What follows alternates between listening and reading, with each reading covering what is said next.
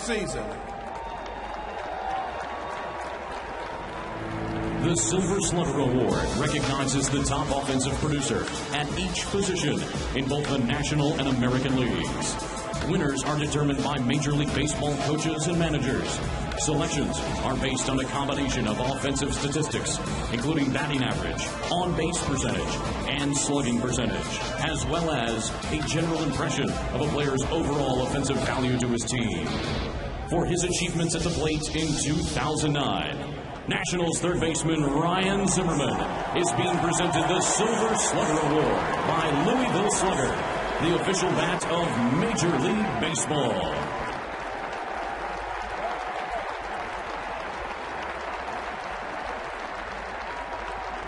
Presenting the award to Ryan is hitting coach Rick Eckstein and senior vice president and GM Mike Rizzo. Fans, let's give a warm round of applause to Ryan Zimmerman in celebration of his first Silver Slugger Award.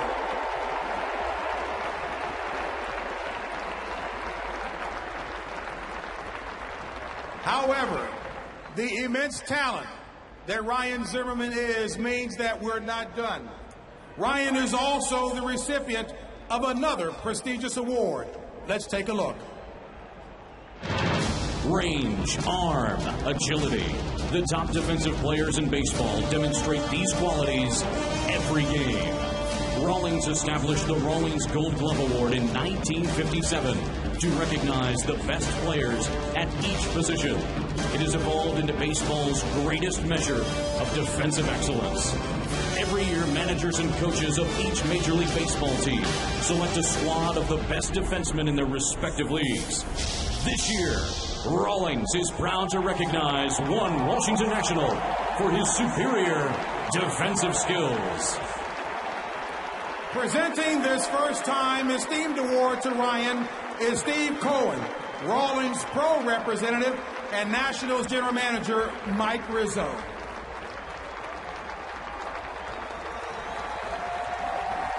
Nationals Park salutes one of the very best defenders in the game today, 2009 Rawlings Gold Glove Award winner, Ryan Zimmerman.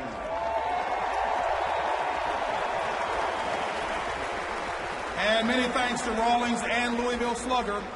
And I'm sure they'll be awarding Gold Glove and Silver Sluggers to Washington Nationals players for many years to come.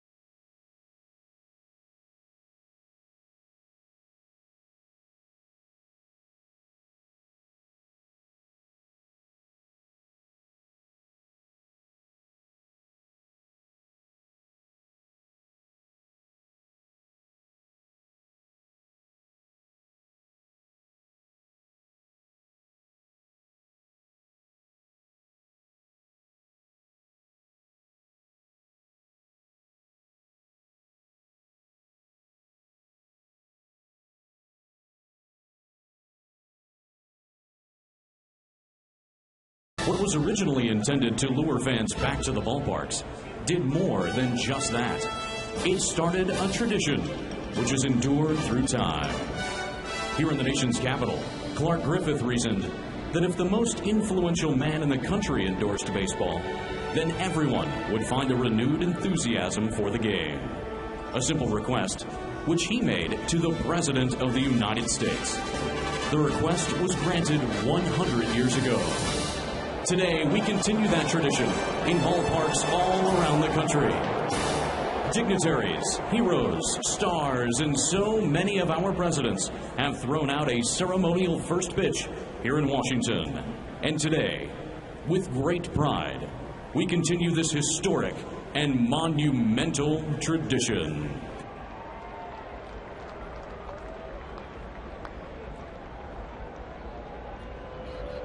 Lining the grass from the Nationals dugout towards the pitcher's mound are wounded warriors from our military. Please welcome, from the Air Force, Colonel Michael Marzak. From the Navy, Hospital Corpsman 3rd Class Samuel Morrison. From the Army, Specialist Craig Smith. And from the Marines, Lance Corporal Larry A. Drawn Jr. God bless them all.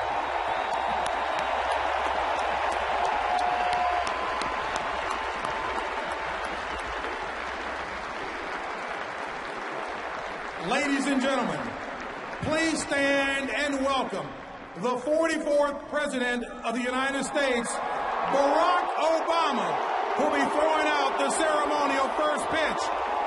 Escorting him to the line is national owner Ted Lerner and the commissioner of Major League Baseball, Bud Selig. Catching the pitch will be third baseman Ryan Zimmerman.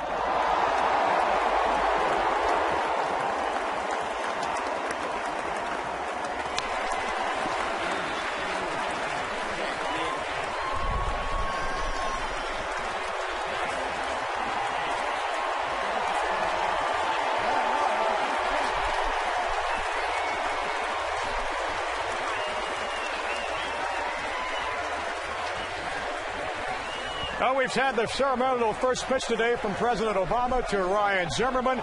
All we have to do now is play ball as the Nationals opening up the 2010 season at home today against the Philadelphia Phillies. For Ray Knight, I'm Johnny Holiday. That's our Nets Extra pregame show brought to you by the Washington Area Ford Dealers. First pitch coming up.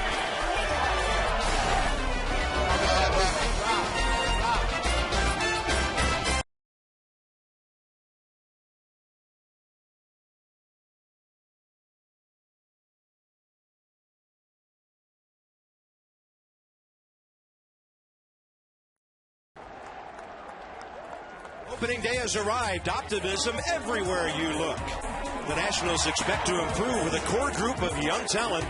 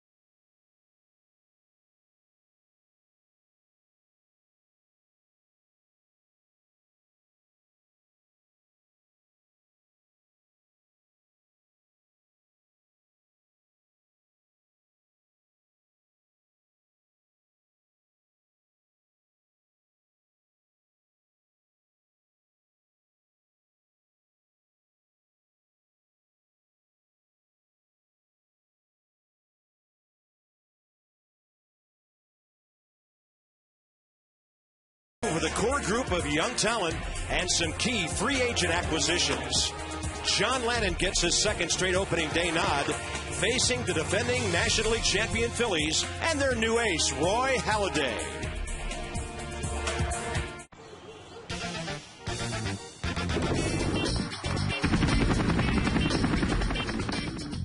It's a great day for baseball.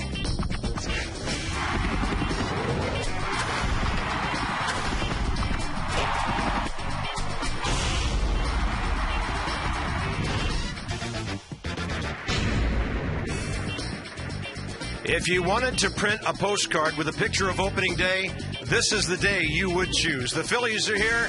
The Nats are getting ready to open up. It's an absolutely perfect baseball day in our nation's capital. Bob Carpenter, Rob Dibble, I guess you can take the president out of Chicago, but you can't take the Chicago out of the president.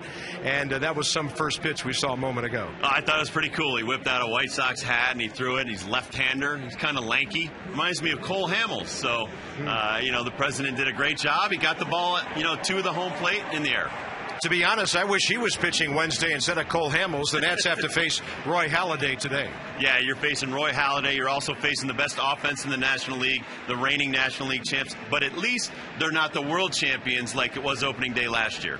Well, there's a baseball game to be played. We can't wait. We are ready. We know you are too. It's opening day. It's opening week. All the racing presidents and Screech are here.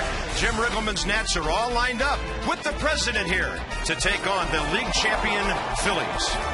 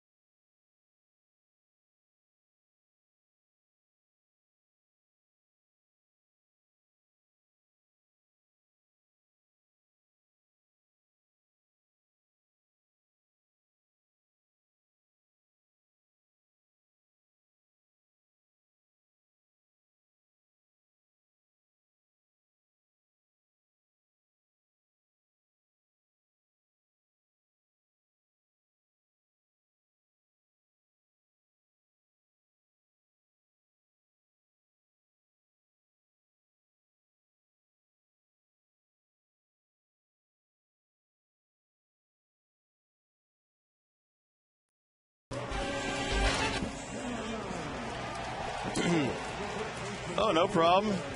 No worries. Let's play some ball.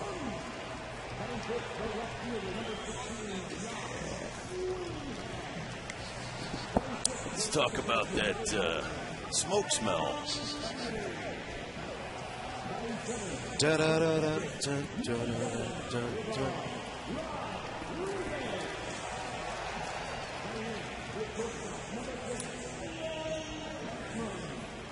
Woohoo! Hey, Chipper, what do you have for a temperature? I know.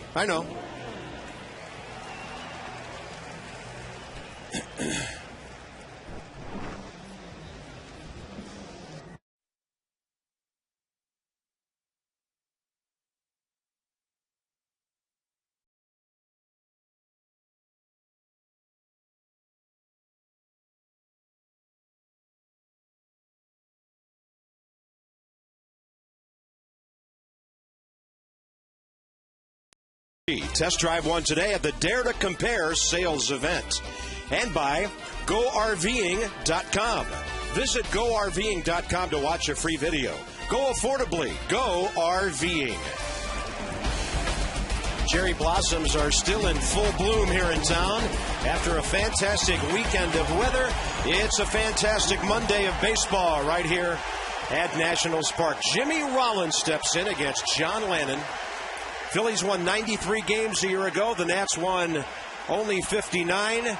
They want to add a whole bunch onto that total, and here we go at 1:14 Eastern with ball one. John Lannon last year 9-13, a good ERA of 3.88. Jimmy Rollins with a base hit.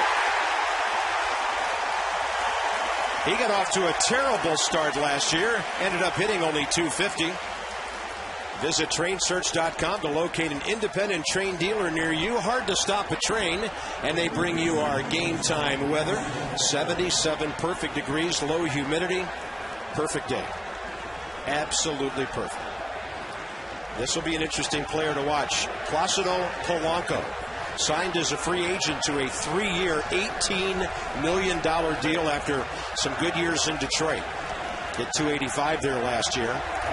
And Rob, he might be in the top 3 among number 2 hole hitters in all of baseball. One of the best at hitting behind the runner. He's a 2-time Gold Glove second baseman. Now he's filling the shoes of Pedro Feliz, but he could score some runs. He can also help you get it set the table for Chase Utley and Ryan Howard. Little fly ball right field. Willie Harris, first start out there. He didn't let the fan bother him, and he made that catch for the first out. Phillies hit .258 last year. They were number 1 in the league in runs and in home runs. And they were second to the Mets in steals. All the familiar names, sprinkle in Polanco. And that's about the only change they had to make after Ryan Howard had another big year with 45 homers and 141 RBIs last year. But I think the engine, along with Jimmy Rollins, that makes the Phillies go is this man stepping in, Chase Utley. Heart and soul of this team. 31 homers, 93 RBIs last year. Plays a great second base. And the consummate number 3 hitter. Well, and one of the smartest players in the big leagues too, Bob. I mean, the way he runs the bases, the way he cheats on defense, just things like that, little things. He reminds me a lot of a Derek Jeter. The guy's just a winner. And with all the strikeouts that are coming behind him, he has to be smart because you got almost 200 strikeouts in Howard and about 160 in Worth coming behind him. Rollins with a short lead as Lannon eyes him. Good breaking ball, called a strike by Jerry Lane. Jerry Lane is the crew chief in his 21st year. Mike Winters in his 21st year. Hunter Wendelstedt his 12th. And Dan Bellino at 3rd, a rookie umpire.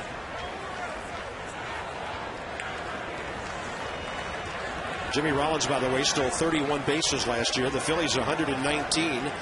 Only the Mets more with 122.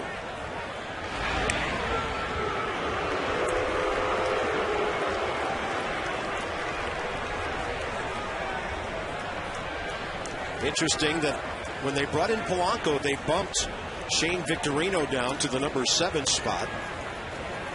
I, for one, am not going to miss Shane Victorino not batting second. Yeah, Shane Victorino terrorized the Nationals last year, Bob. Pudge Rodriguez trying to frame it. Ball 2. Good contact, guys. Jimmy Rollins, 31 stolen bases last year. Chase Utley, when he's on the bases, 23 stolen bases, no caught stealing right here. This is just on the outside part of the black. Does not get the call. Stay out there and you will. Yep.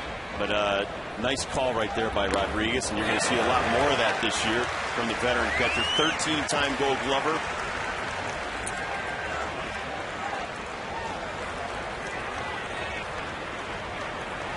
And Jim Riggleman leading this ball club to a good finish last year. Hey, don't forget, the Nats are on a 7-game winning streak right They now. are. Going back to last season. You know, they talk about the pace of games, Bob. And if you just loosened up the strike zone a little bit instead of having to go 3-2 on every hitter, you might get some games under 3 hours. 2-2 pitch, instead a check of Jimmy Rollins, who had a pretty short lead again. Last night's game, Yankees and Red Sox went about 4 hours. So, you know, they're trying to speed up the pace of the game. We'll loosen up the strike zone a little bit. Make the hitters swing the bat a little bit more. It'll still be an exciting game. It's just it's not going to be the boring 3-2 count on every hitter. Utley with a fly ball out behind second. Nyjer Morgan's territory. 2 outs. If he can stay healthy between Willingham and then the platoon of Willie Harris and Willie Taveras in right field, the Nats will be onto something out there. Desmond will be interesting to watch up the middle alongside Adam Kennedy. The reigning Gold Glove winners at third. Zimmerman picked up some hardware before the game. Adam Dunn, Pudge Rodriguez. In fact, Ryan Zimmerman will take home everything but bronze today. He got the Gold Glove and the Silver Slugger. And much deserved. You see the huge shift on Ryan Howard. Most of our team on the right side of the infield. Let's check out that shift. You see Ryan Zimmerman playing right here, and then we've got the other 3 infielders on the right side there. It's all in an attempt to stop Ryan Howard from at least getting a single, Bob. I got to ask you about John Lannon, though. Are the butterflies gone now that he's facing his 4th hitter? I think so. Rollins running, pitch inside, throw off to the left side, and even had it been on the bag, Jimmy Rollins had that one swiped. Well, just remember, John Lannon's looking back to his last start last year. Spring training really doesn't mean a whole lot. And so you got to get through the first couple of innings right there. Good jump by Jimmy Rollins going on first movement on Lannon's leg kick. But Ivan Rodriguez, one of the best all time at throwing out base stealers, still almost got him. Now, Ryan Zimmerman has to move over about 30 feet from third base. Yep. And even he has a long run to make if Jimmy Rollins runs again. And there's a ground ball to Desmond. He boots it. Rollins trying to score. They got him. He is out. Yes. Adam Dunn with the assist. It'll be an E6 and then a 3-2 as Rollins tries to steal a run.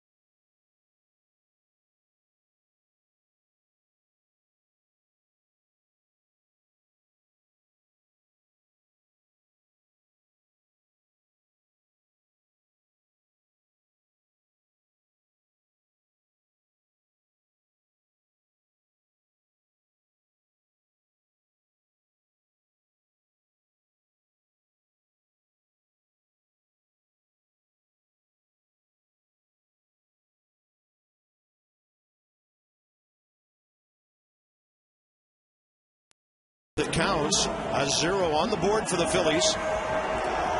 But Rodriguez, hopefully we'll see him batting soon. It'll be Morgan, Harris, and Zimmerman. Dunn, Willingham, Kennedy, then Pudge and Desmond. And Ivan Rodriguez has seen Roy Halladay a lot over the years in the American League. In his days with the Rangers and the Tigers. Roy Halladay, 148 career wins, career ERA of 3.43. His first pitch is bounced by Morgan. He might beat it out. Yeah. And he called himself safe 90 feet from home. Well, Bob, the Nationals are going to go as Nyjer Morgan goes. This ball hit hard in front of the plate. Bounces over Polanco's head. Rollins, with one of the best shortstop arms in the game, still could not throw out Nyjer Morgan. Now he puts his head down. He's going to dig right through the bag. He knows it. All right, chalk up another infield hit for Nyjer Morgan. Between him and Willie Taveras, you will see some infield hits this year. Here's Willie Harris, and Morgan's running. He is in there. Feet first. And on 2 pitches, Nyjer Morgan has singled off Roy Halladay and then stole second base against him. He gets a great jump off Roy Halladay. You see that short little stutter step to home plate. Probably about a 1-second delivery. He's one of the best in the big leagues. He's the most winningest pitcher in the major leagues, Bob, since 2002. Love that late hard slide. Yep. He told me Saturday, I'm not even thinking about it anymore. I am instinctively going spikes first into the bag. Now Willie Harris could be bunting him to third base. Our first Exmo shot of the year, showing that feet first that he worked on in spring training, because last year, if you don't remember, Nyjer Morgan was lost for the rest of the season when he broke his hand sliding headfirst in Chicago. So they'd like to have him slide like Lou Brock. Harris takes a strike. 1-2 to Halladay, who went 17-10 with 9 complete games for Toronto last year. Yeah, 9 complete games, Bob, but 35 walks in 240 innings pitched. Look at that strikeout to walk ratio. Yep, 208 strikeouts. It's about a 6-to-1 strikeout to walk ratio. Best in baseball for starting pitchers. 1-2 to Harris. He got him on the corner. Well, you hate to see your number 2 man not swing the bat there on a borderline pitch trying to move that runner 1 out. Well, out of respect, you're going to get a lot of close calls if you're Roy Halladay, and right there you're going to see way outside, 90 miles an hour, maybe a little too much of a grace right there by the home plate umpire, but Roy Halladay is going to hit his spots all day, so you got to be up there swinging. I don't know if you're trying to work a walk off of him or not. Here's Zimmerman, who drove in 106 runs last year.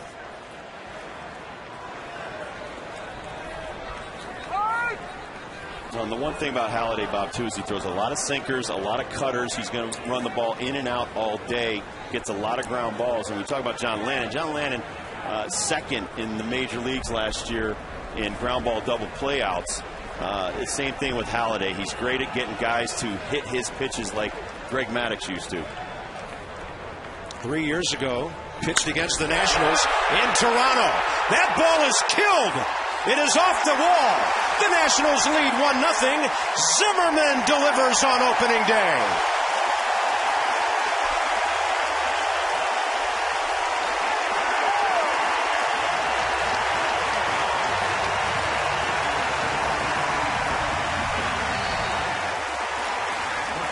Well, Roy Halladay does give up a little bit more than a hit per inning pitched, because he pitches to contact, he attacks the strike zone.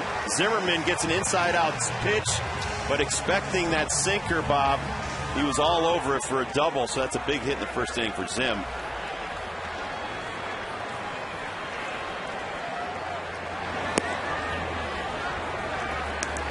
Adam Dunn, 3 for 7 career against Halladay, with a homer and 2 RBIs. Drove in 105 last year. And Adam coming off a bit of an odd spring training when he did not hit a home run and drove in 8. So as the guys joke around, don't waste him in Florida, he certainly did not. And Halladay on a breaking ball goes to 3-0. Yeah, 2-0 with a straight changeup right there. You saw the bottom fall out of it.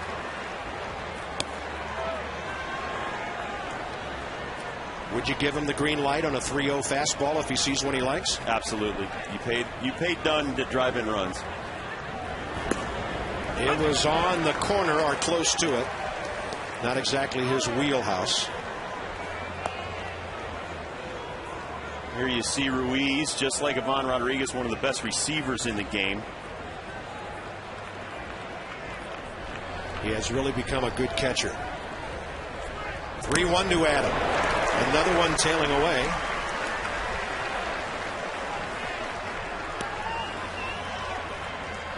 Big cut by a big man right here. Good hard sinker, moving away at about 90 mile an hour by Halladay. 3-2 pitch with a 1 out. Breaking ball high in the zone. Wow. And Dunn thought that was ball 4. Jerry Lane giving everything to Roy Halladay here early. Well, like hitters, the umpires have a scattering report on the pitcher too. Here's a 3-2 pitch. It's going to be a high breaking ball. It looks like it came down just enough in Jerry Lane's mind. Hard to argue with that one. It's hard to argue with that one, but still, it's a great pitch. 3-2 on a big guy like Adam Dunn. He still didn't give in to him, even when he fell behind 3-0. The Mets have 2 early against the Marlins. St. Louis has 1 early at Cincinnati. And the Nationals have 1 early here against the Phillies.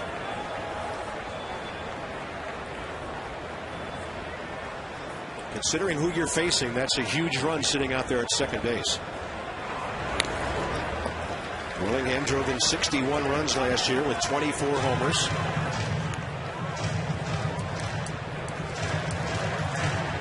So if you have Zimmerman, Dunn, Willingham, Kennedy, you go right, left in the middle of that lineup. Managers like that for late game matchup situations. They play Josh pretty well straight away.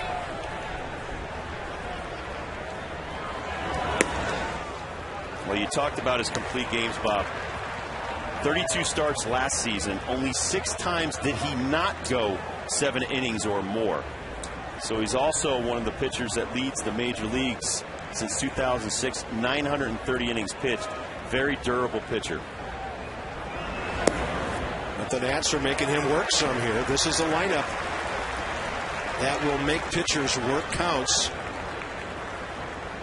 and pile up that number of pitches as Adam Kennedy waits for his Washington debut. And we've seen the way this lineup faced Johan Santana last year, Josh Johnson, making these guys get to about 100 pitches by the 5th and 6th inning.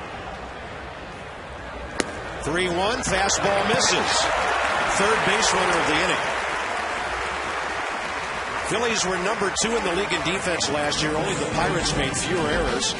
And really the only change is Pedro Feliz is gone and Placido Polanco is at third base. As stable a lineup as any team in baseball the last 3 or 4 years, the Phillies. Well, you got 2 Gold Gloves for Polanco, 3 for Rollins, and 2 for Victorino in center field. So they have a lot of hardware out there in their defense.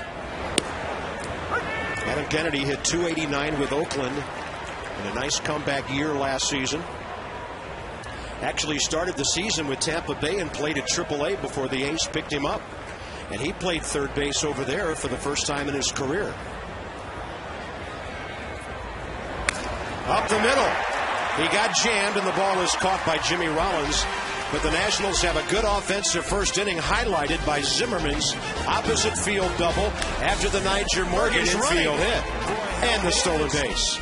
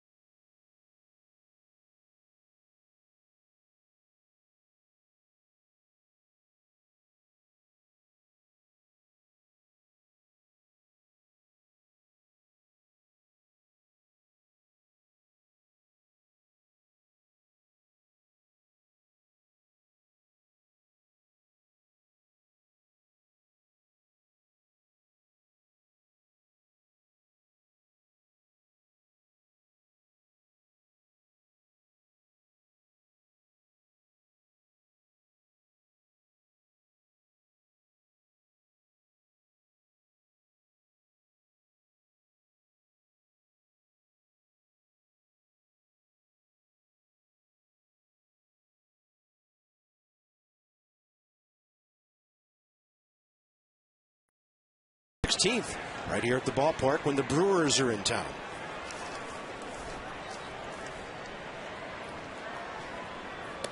Jason Worth has now established himself as an everyday right fielder, a guy with power in this league. 99 RBIs last year.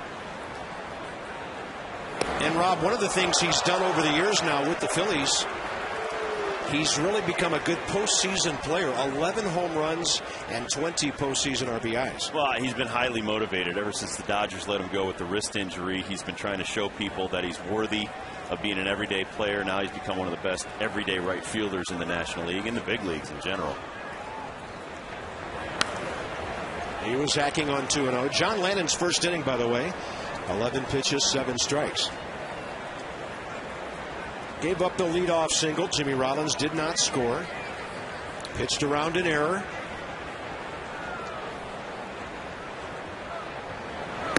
As we said before with Ryan Howard, one of the drawbacks to the big power numbers, 156 strikeouts last year. So you can't attack him, and John Lannon's got to keep the ball down and in.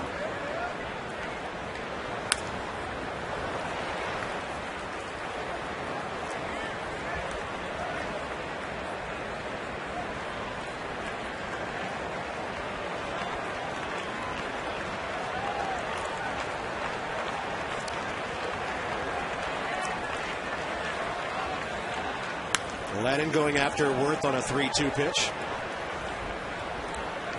Let's give you the scouting report on Mr. Lannon. Talked about he throws a lot of strikes, didn't have a lot of walks last year. As I said before, second in the National League in ground ball double plays and home field advantage. His ERA 3 runs lower here at Nats Park last year. Overall 9-13, 33 starts, couple of complete games, 1 shutout. But he's 0-6 career with a 5.82 ERA against the Phillies. Worth hits one to right center. Willie Harris is there. 1 inning in his career in right field for Willie Harris coming into this game. But Willie Harris is a good defensive player. He'll be able to adapt and adjust to being over in right field. We got a lot of speed with Nyjer Morgan and Willie Harris out there, and that was a great play by Willie. A lot of our pitchers need it. You've got Craig Stammen, a ground ball pitcher, Jason Marquis, a ground ball pitcher, and John Lannon, a ground ball pitcher. So we need great defense by our defense this year if we're going to win a lot of ball games. Next up is Babe Ruth, disguised as Raul Ibanez. Last year, he probably did at least 20% of his damage against the Nationals. 34 homers, 93 RBIs, a batting mark of .272.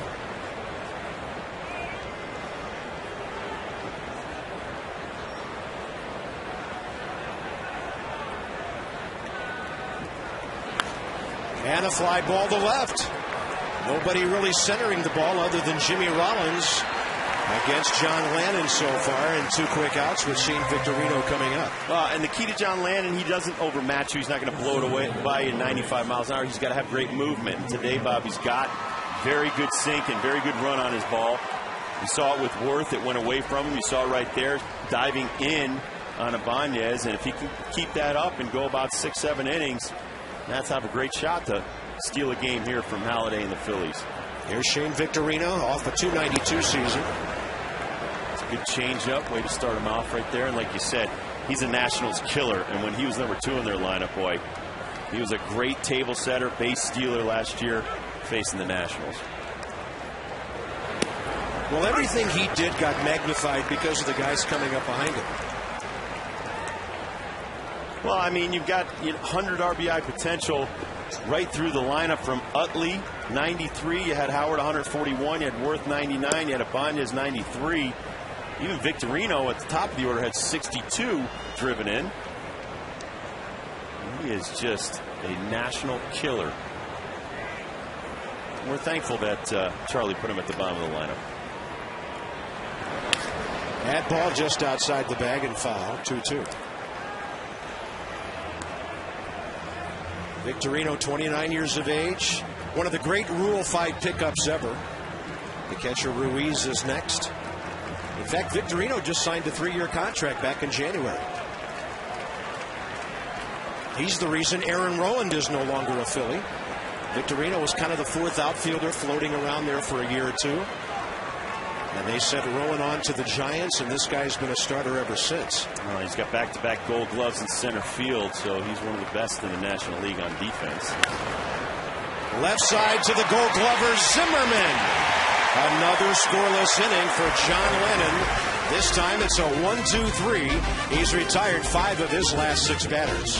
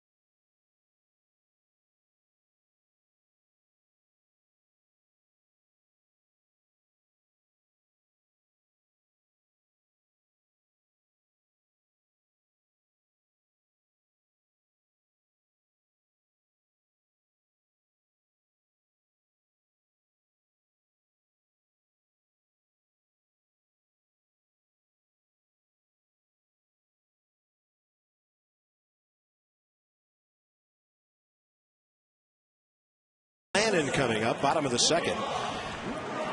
Call today for the Luna Double. You get your second room of flooring free at 877-241-LUNA. They bring us our doubles leader among active major league hitters. And Ivan Rodriguez is ahead of Manny, Griffey, Garrett Anderson, and Todd Helton. Fantastic career.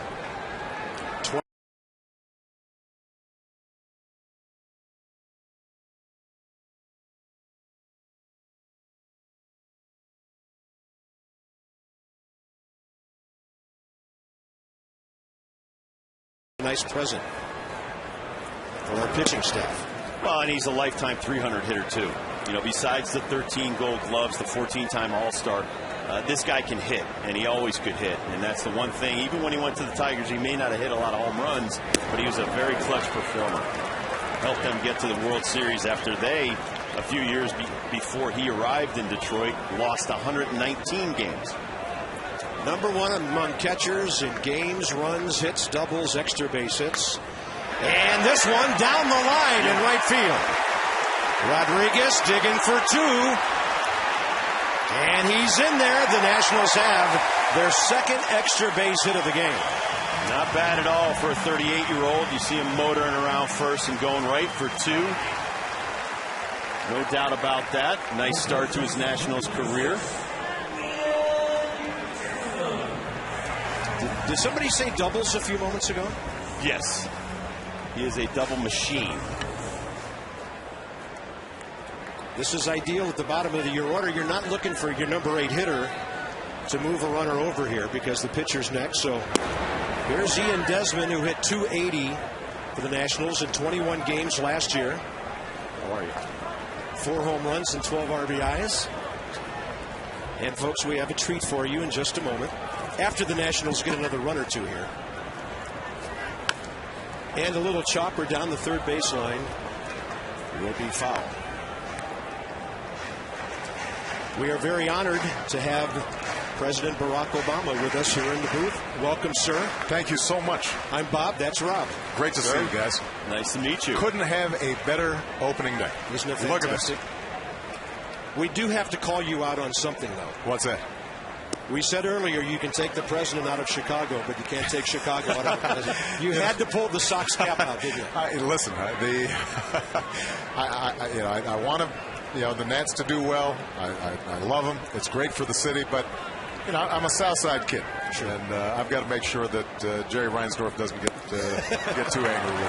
And having played with the White Sox for a short time, I know how the Cubs fans and the White Sox fans go back and forth. Who was one of your favorite White Sox players growing up?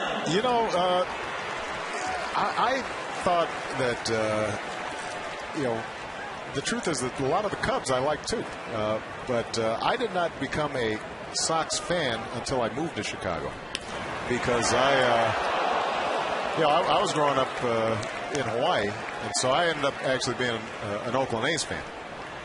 But when I moved to Chicago, I was living close to what was then Kaminsky Park, right?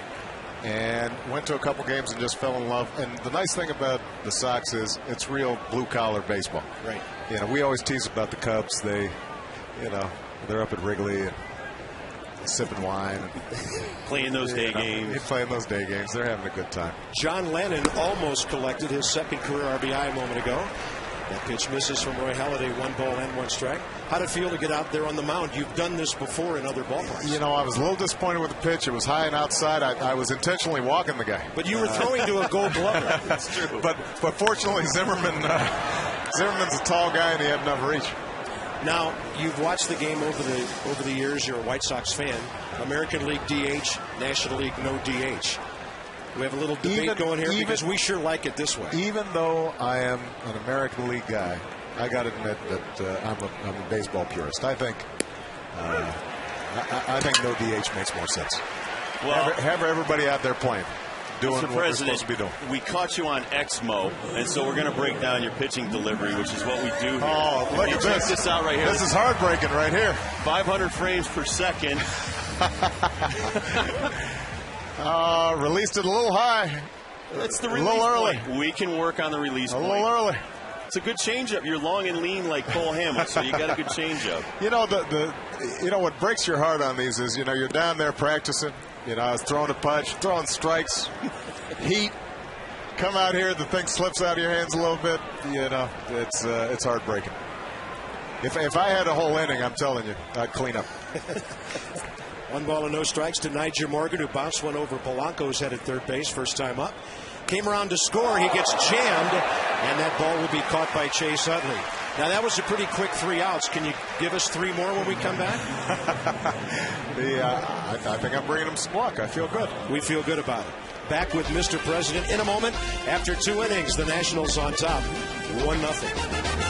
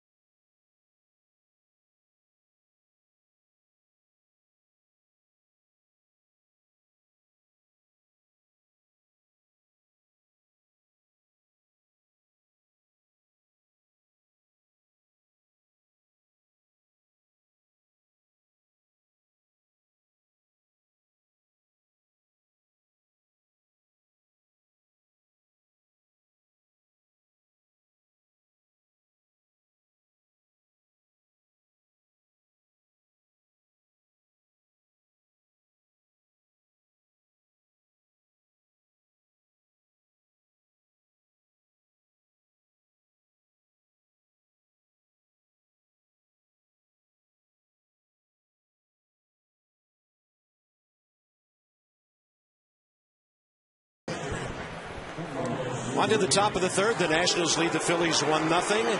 On opening day, President Barack Obama has been kind enough to spend another half inning with us. We were starting a conversation about Steven Strasburg. Baseball fans all over the country are talking about him. Might you schedule a stop in Harrisburg sometime soon? I cannot wait to see this kid pitch. Everything I've seen tells me he's the real deal. Well, he's also a humble kid, too. Yeah. And he wants to He wants to work? Yes, exactly. So if you like that blue-collar kind of guy and mentality, he's it. He knows he's got good stuff, but he wants to work and get here. Well, it will be a lot of fun for the city and a lot of fun for the game to see a young ace come up like that. John Lennon to Carlos Ruiz, top of the third underway. Ruiz, Halladay, and Jimmy Rollins, who has the Phillies' only hit. And, of course, these are the defending National League champion Phillies, who were beaten by the Yankees in the World Series. Now, the White Sox finally get their man in Jake Peavy. So how do you feel about your ball club this year? I think we've got as good pitching as any ball club in either league. A great starting rotation. And if we've got Jenks pitching reasonably well, and our bullpen's doing okay, then I think we just needed to eke out a few hits, and we're going to need a little bit of offense. Well, and as a left-handed pitcher yourself, Mark Buehrle, a lefty, perfect game last year. He's already thrown a no-hitter. He's one of the quickest workers in the game, too.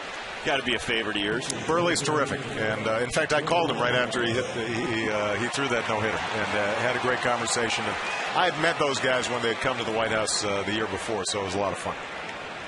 Chance to bunt for Roy Halladay. Now, this will be interesting. He's only had 38 at-bats in his entire Major League career with 3 sacrifice bunts. He lays it down. Rodriguez goes to second. Out! And the relay a little bit high. The Nationals almost turned a 2-6-4 double play. And, Mr. President, I know you're a big basketball fan. You ever have any aspirations of playing some baseball?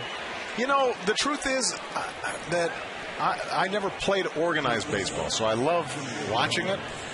But my skills are not where they need to be. In basketball, I can pretend like I could have had a career.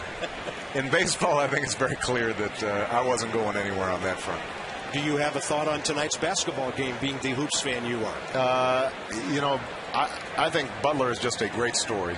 but you've got to figure that Duke is going to be able to pull it out. They're a little bigger inside. It's just going to be tough matchups for Butler, but they have played with unbelievable poise, and that's the best thing about March Madness these days. You never know who's going to win, partly because the traditional powerhouse teams, they lose their players to the pros, after a year or 2 years, and so they can't hang on to those kinds of dynasties that they used to, except in women's basketball, where Connecticut looks like that's probably the best team in sports right now. Did your bracket survive the second round? No, it got blown up. I was in the 98th percentile after the first round. I was okay after the second, and when Kansas lost, somehow it just all collapsed. So, I may be in the top 50%, but that's about it. Jimmy Rollins with a routine fly ball to left center for Josh Willingham. Mr. President, we certainly appreciate your taking the time to come and visit with us. Congratulations on your first pitch, and don't be a stranger. Come and see us anytime. Thank you so much. You guys do a great job. Thank you very much, Mr. President. Thank you. Wish the Nationals the best of luck. We'll see you in the World Series, Nats and Sox. How about that? I should only wish for that. All right. Bye. Thank you. 44th President of the United States, Barack Obama. Thank you, sir. And a fastball is up and into Placido Polanco, who fouled out down the right field line first time up. Big important thing here is John Lannon's trying to put a third consecutive 0 on the board today.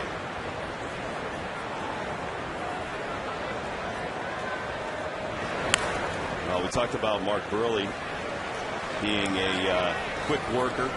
Same thing with John Lannon. The quicker you work, the more in step the defense is with you, and they've made actually a great recovery play by Adam Dunn back in the first inning.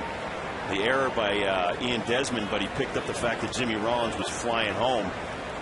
That's the kind of defense the Nationals have to play. Well, that also told me, Rob, that there was some communication on that infield, because Adam Dunn is focused on catching that throw that was delivered in a hurry. Somebody has to let him know that runner's going home. Well, and the person that has to see everything is Ivan Rodriguez, and no better guy to have on a young team or a team that has made mistakes in the past than Ivan Rodriguez. He's a field general, and he'll get in your face if he has to. 1-2 to Polanco. It's up and away. This is where you want the inning to end without Chase Utley batting in the top of the third. Yeah, you don't want to get to the heart of the order, Utley, Howard, and then Worth. And it's still tough when you get to Ibanez behind him and then Victorino behind him. There's no easy outs in this lineup except for maybe Halladay. Up the middle, Desmond to his left to Kennedy, and the Nats are out of the inning. We've had an early run, a visit from the president. How much better can this day get?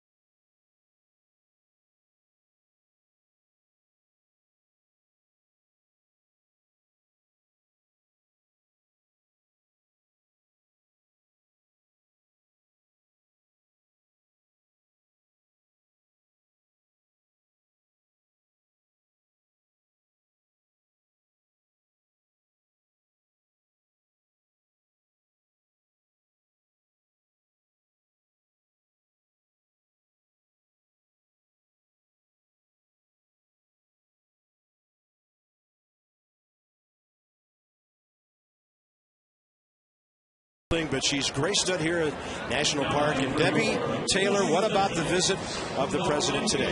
I'll tell you what, Bob, the guys really enjoyed President Barack Obama coming into the clubhouse. He went around the entire clubhouse and he shook everybody's hand. Now, of course, this won't be a surprise to you. Nigel Morgan got a little extra time with him. And, of course, Willie Harris pulled out his 2005 Chicago White Sox World Series ring, and he got some extra time with the president, too. And in the words of Craig Stammen, it was pretty cool, guys. Well, it was very cool to be sitting next to the president. Bob, your thoughts? Next to sitting next to you, it's the best day I've had at the ballpark in quite a while. Thank you very much. Thank you very much. Well, you know, we were talking during the commercial break. I mean, he came in very much at ease. It's like sitting down with a good friend and talking some baseball. He's very much at ease no matter what setting he's in. Yeah, and that's the true sign of a leader. I mean, it's how he manages people and how he manages the country. Cannot be easy to be the president. I mean, he's probably on the go all the time. And it was nice that he was able to share a few moments with us. By the way, we have our racing presidents back here. We can take a look. Yeah, we have a whole new studio look here. We've got our props and our ball caps and all kinds of fun stuff. You know, it's just like decorating a room when you're going to live in it for 6 months. Willie Harris called out on strikes first time up. Halladay throws a fastball low in the zone, a sinker, 0-2. Well, it's a question of being aggressive. You've got an aggressive pitcher. He's going to come with everything he's got. You got to be ready and make adjustments and try to put the ball in play. Here you see a 93-mile-an-hour sinker that just dove right out of the zone. Other than Greg Maddux, I think he's probably the best I've ever seen, Bob, at manipulating a baseball and making it move in any direction he wants.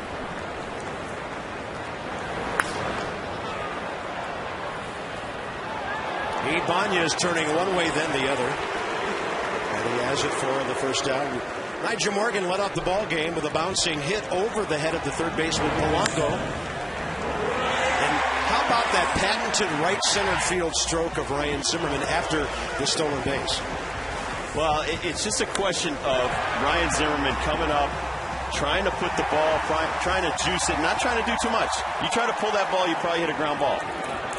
It was a jam shot on the inner half. He pulled back his hands and drove the other way, but I think he's really developing into a run producer as opposed to going up there and just trying to put some numbers up. And that's the thing. When you're a guy that's counted on 3, 4, 5 in the lineup, you got to drive in runs where you can, and having a guy in second, you got to look to just put the ball out in the outfield somewhere. And that ball, he hits a home run in a lot of ballparks. He is so strong the opposite way. But when Ryan is locked in, the ball goes up the middle and off the right center field wall. Or sometimes down the line, but it goes slicing foul. Ryan was fantastic early in the season last year. He embarked on his hitting streak April 8th. It did not end until May 12th. A 30-game streak that really opened the eyes around baseball, Rob. You know, I'm not saying he toiled in anonymity for 3 years. But a lot of people that didn't know Ryan that well really got to know him during that hitting streak last year. Well, that was a hanging breaking ball by Roy Halladay, and even the best get away with him every now and then. He used to say, I'd rather be lucky than good. This is what they call a backup slider right here. He overthrows it a little bit. It's early in the year, and you see that knuckle curve stay up in the zone instead of diving out.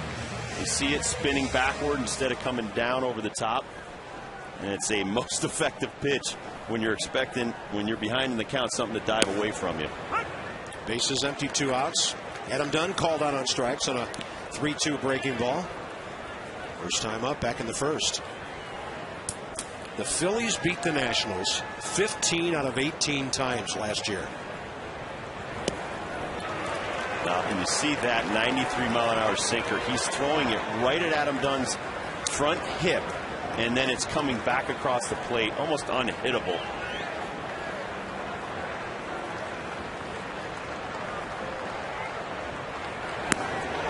And he strikes out Dunn. Of the 9 men he's retired, Roy Halladay has struck out 6. He's retired 6 in a row. Middle innings coming up.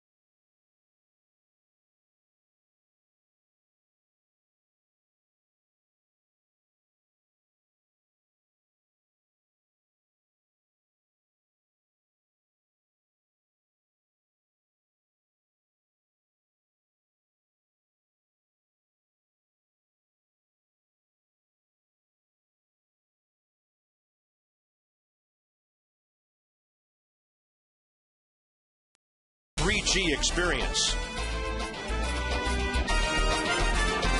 It's a day with the flag flying, beautiful blue skies. 3 innings in the scorebook here, and it's a 1-0 Nats lead. Top of the 4th. Utley, Howard, and Worth coming up. A lot of our servicemen and women in the ballpark today. There were tributes to them before the game. In fact, just before the president came out to throw the first pitch, I thought the ovation was very moving for the member of each of our armed forces who were injured and standing right by the dugout. Wounded in combat, and our fans cheered them tremendously. In fact, the Nationals honor our veterans and our injured warriors every day here at the ballpark right after the 3rd inning. Regular visits from Walter Reed Hospital. The president stopped to shake their hands, Rob, before he went out through the pitch, and it was really a great moment. Oh, absolutely. And he knows, as well as everybody else in this country, they protect us every day. They're fighting wars. They're all over the world, just keeping us safe. That's Ted Lerner and Bud Selig, by the way, right behind the president. And I do think it's a great gesture by the Nationals organization to honor the wounded veterans and the veterans and their families every home game. Chase Utley, fly ball to center, first time up. Howard and Worth to follow, big guns for the Phillies. That ball's foul. It's April 5th on a Monday afternoon, a brilliant opening day here at Nationals Park. 42,000 fans on hand. Clear skies, 77 degrees at first pitch. Bob Carpenter, Rob Dibble, Debbie Taylor with our outstanding Masson production crew for the Nats right back together this year. We can't wait to bring you about 161 more of these. 2-2 to Chase Utley. Breaking ball had him leaning a little bit. Ball 3. If you think it's easy to face this lineup, last year 224 home runs, scored a league best 820 runs. Their defense and offense gave enough time to get the pitching staff to catch up. It was not very good in the first half of the season last year. Utley's aboard in the 4th. That's the tying run. And keep in mind something Rob said earlier. He stole 23 bases without being caught last year. Yeah, and that was something that we were terrible at, is walking people. 629 walks last year. Also allowed 874 runs. Those weren't all earned runs, by the way. But those free passes have to stop. The fewer walks we give up this year, Bob, the better this club will play and win. By the way, before I forget, teams based in Washington, when the commander-in-chief throws off the first ball, 24 and 23 over the years. It's not a 1-0 lead anymore. Ryan Howard into the first row of the upper deck. 2-1 Phillies. He did that 45 times last year.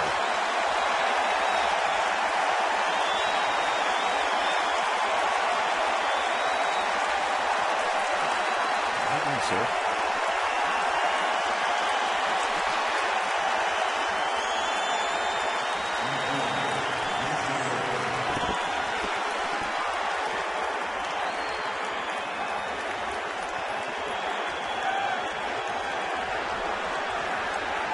Well, we talked about the 224 home runs hit by the Phillies. You get a ball up to Ryan Howard, even though he strikes out 1 every 3 at bats.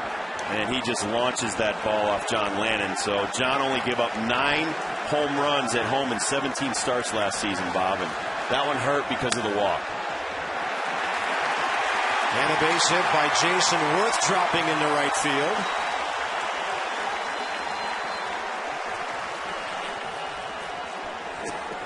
And Raul Ibanez will be next.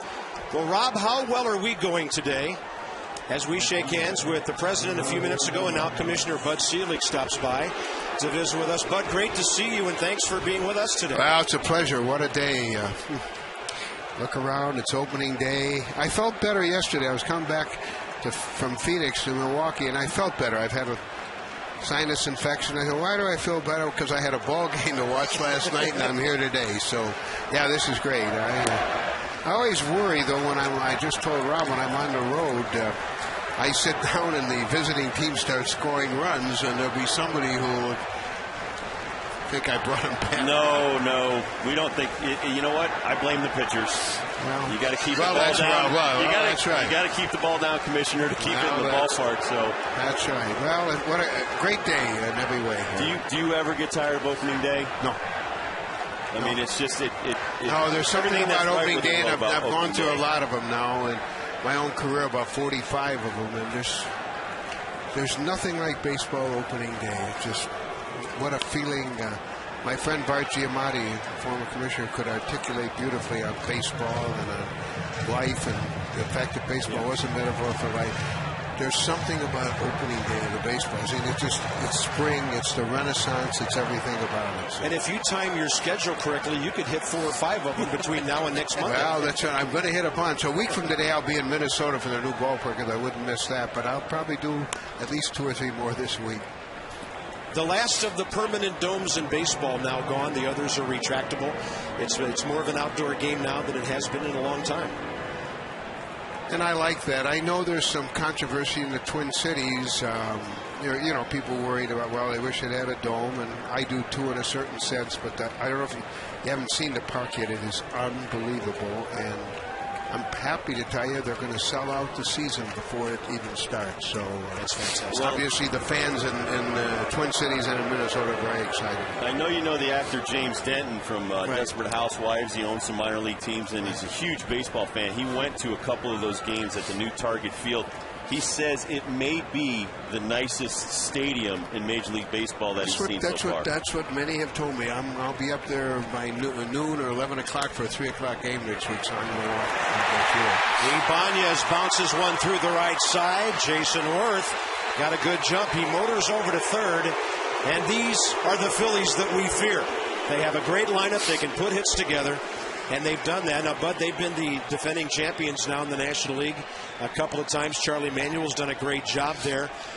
When you look at this season, what are your thoughts on the Phillies and the Yankees, the Red Sox, the other? Well, you know, I spend a lot of time on airplanes, so I really go through division by division, talk to a lot of GMs, talk to a lot of scouts. The National League East, although everybody tells me Atlanta's really improved. I haven't seen them, but you guys have seen them. Other than that, I think we have more what I call competitive balance. Pete Rozelle used to call it parity than ever before. I mean, we have some divisions like the National League West where you can throw a blanket over 4 teams. The American League Central, I think the American League East now, a lot of people picking Tampa to win. National League Central. National League Central, no question. Cincinnati is getting to be a popular pick. Milwaukee, Chicago, St. Louis. It's really tremendous. Having said all that, I'm a little. The Phillies are really good, and so we'll have to see what happens in the National League East. But I know the Marlins think they can compete, and certainly Atlanta is. Fortunately, my friend Henry Aaron told me he and I took a couple of trips together actually in the last 3 weeks, and I asked him about the kid that's playing right field, Jason Hayward. Yeah, and he said. It's the biggest hands I've ever seen, and he said he's ready to play in the big leagues. Henry doesn't say that very often. Were you happy that the Twins were able to re-sign Joe Mauer to an extension? You know, Rob, it's everything that I set out to do, if you'll remember 10 or 15 years. This couldn't have happened. We were talking about it before, where Ted Lerner and I with George Will, and actually the president was there during that conversation, and he wanted to know what had changed. Revenue sharing, the tax, it isn't the perfect system. There's work to be done.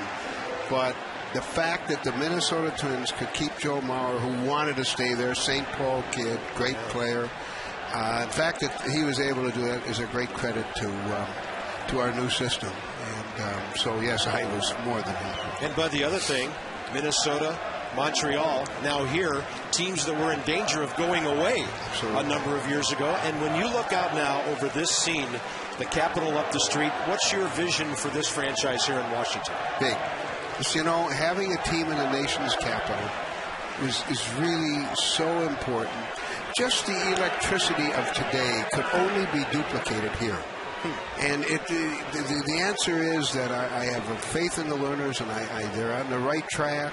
I know things sometimes take a little longer, and people get impatient. I was on the end of that at one time in my career, but doing things in the right way. And the sport has never been more popular.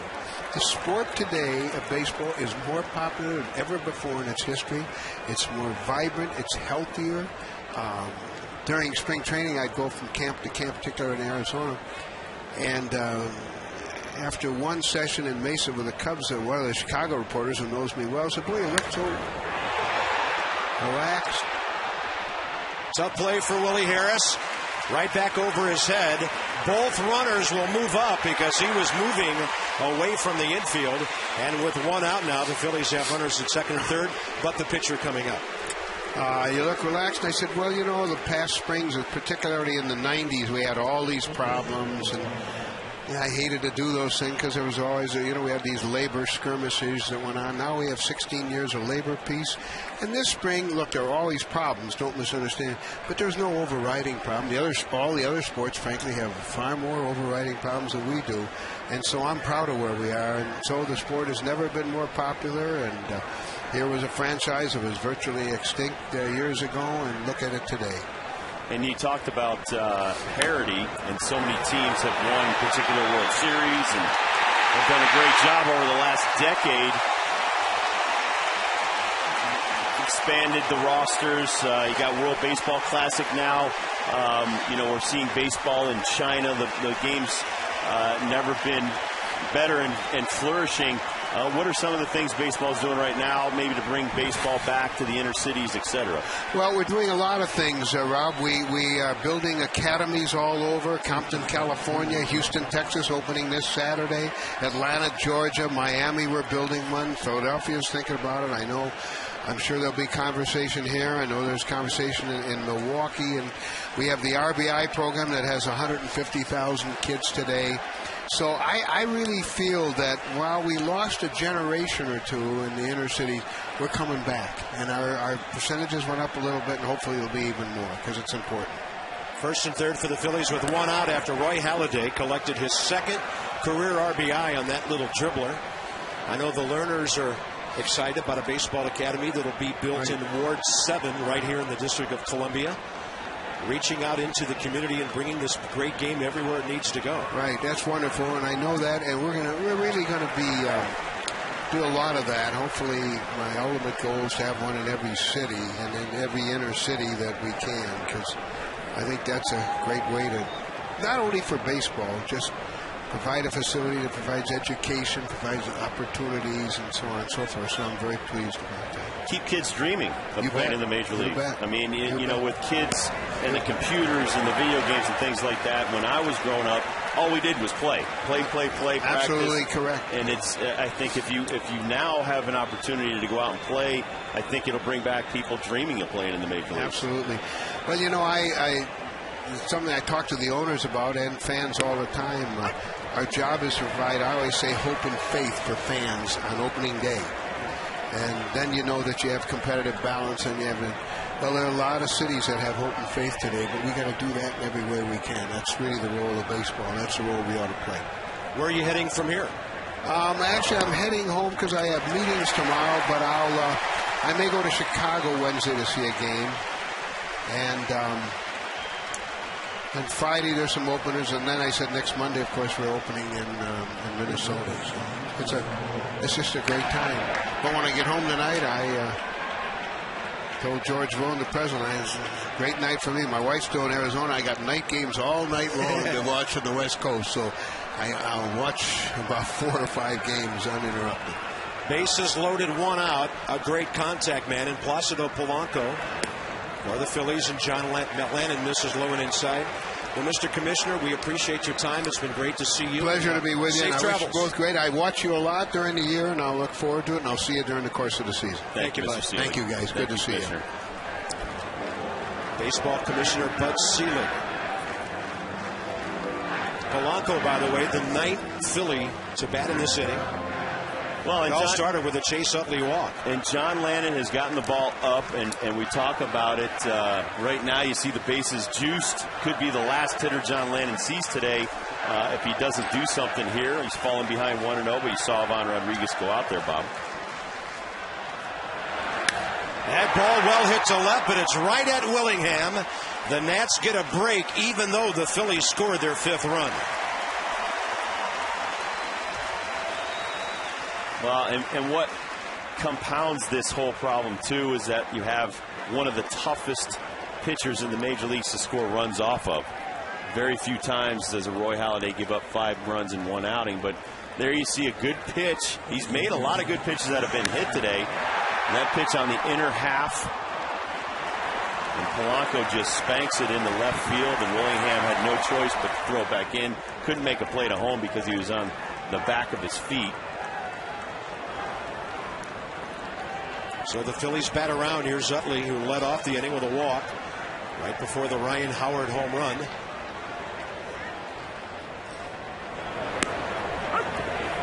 Well, it just shows you can never relax for a second against a good ball club like the Philadelphia Phillies. Even watching last night's game with the Yankees and Red Sox, looked like CC Sabathia is rolling along, and bam, the Red Sox come right back on him. You can never, ever take your foot off the neck of the Philadelphia Phillies offense, because it'll just get up and just come back and bite you.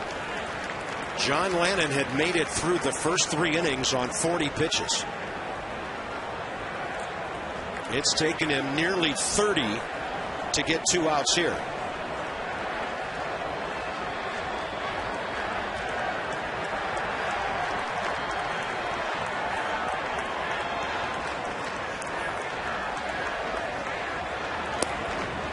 And Lannon misses low, 2-1.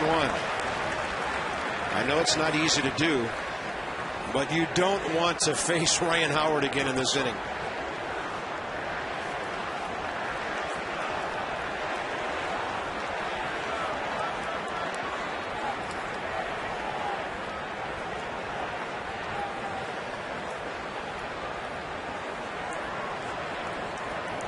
Two and one to Utley. Heartbreaking ball outside. Wow, that pitch isn't missing by much. Just shows the patience when the Phillies have a rally going. They don't just go up there and swing at everything. They make you work. They make you throw a lot of pitches, and as you said, he's thrown a lot of pitches in this inning, and that'll just wear you down. You get over 20 pitches in one inning, you're pretty much gassed. Unofficially, he's at 31 this inning. And Utley will put the Phillies on the board again, unless Morgan can throw out the pitcher, and they will hold Halladay. And that will continue the inning for Ryan Howard. He'll bat with the bases loaded.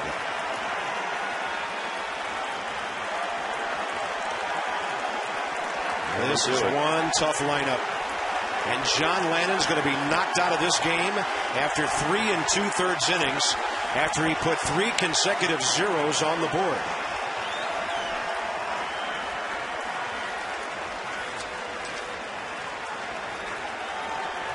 Last year on opening day in Florida, John lasted only 3 innings and gave up 6 runs.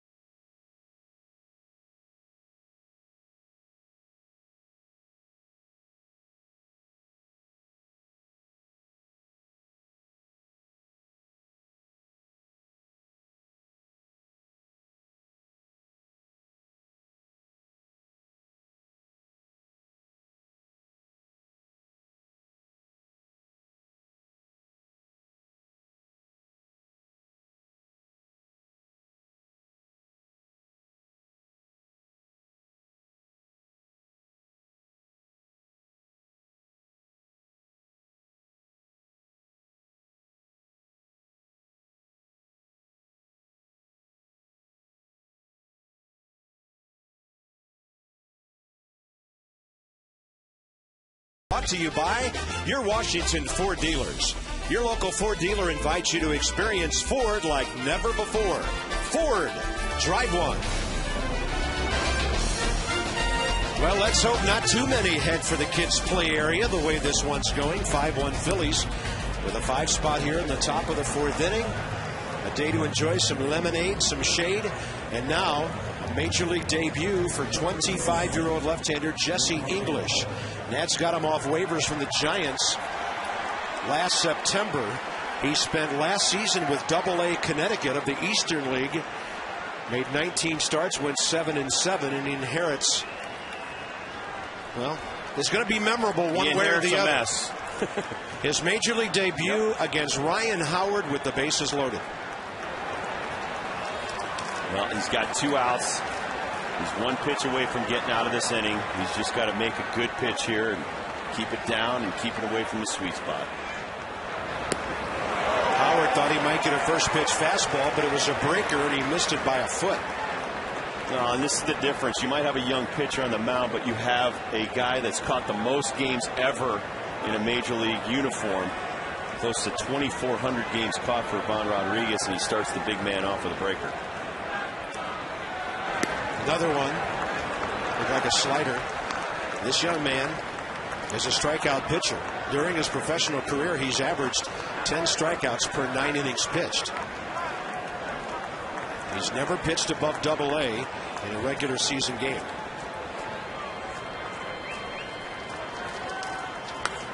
Ground ball, right side. That's Adam Kennedy, and the Nats are finally out of this inning. Well done by Jesse English in his major league debut, but the Phillies lead 5-1.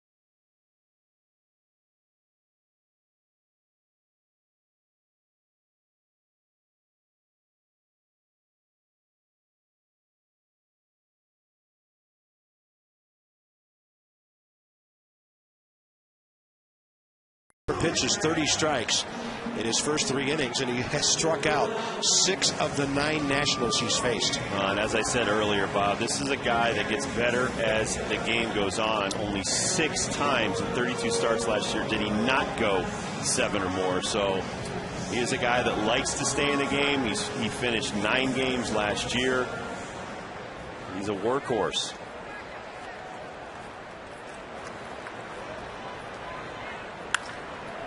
Ball rocked into left field by Josh Willingham, who's had 2 good at-bats, a walk and a base hit.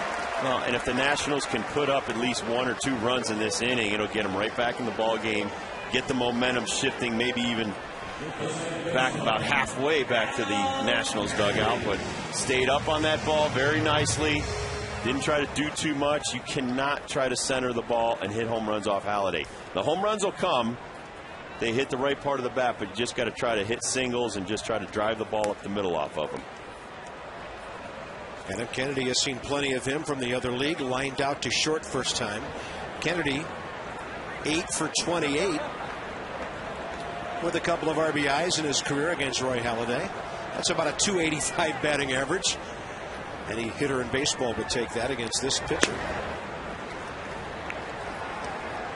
Nationals just collected their 4th base hit. The Phillies got 6 hits of their total in that 4th inning.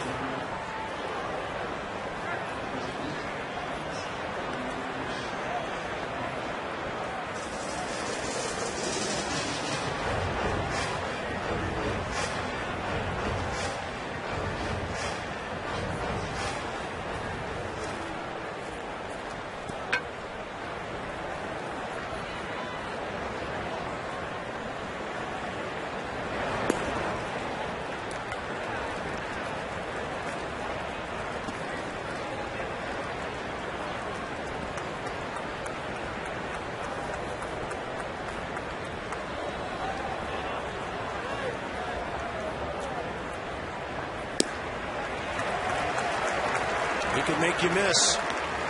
And Adam Kennedy is strikeout victim number 7.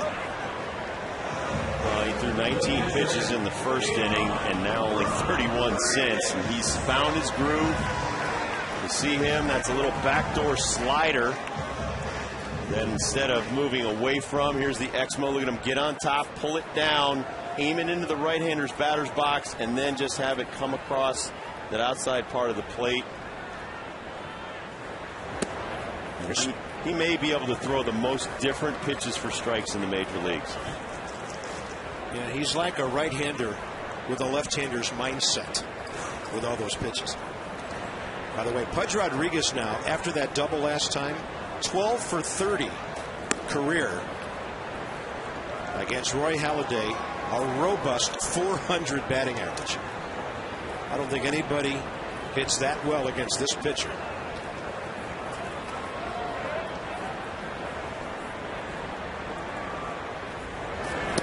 Big slow breaking ball. 1-2. That's another thing that for young pitchers watching Halladay changes speeds as well as anybody. He's a 15-mile-an-hour differential off his good fastball. He just takes something off the knuckle curve and boom. He can make you look bad in a hurry. Fastball, left side, Polanco to Utley. Phillies go around the horn, and Ryan Howard picks it out on the 5-4-3. Phillies turn their first double play of the year, and they lead it 5-1 into the 5th.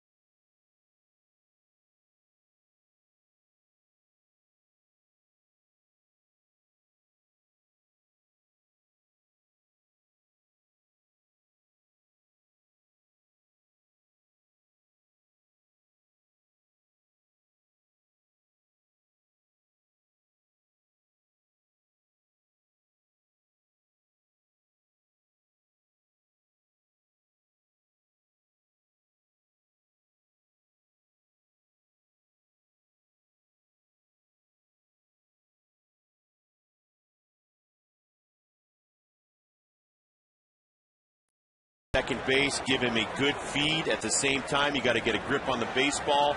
He takes his time, he's patient, and then at the end he got a lot of help on Chase Utley's throw in the dirt by Ryan Howard. But you know, just like our Ryan Zimmerman, we broke him down last year, Bob.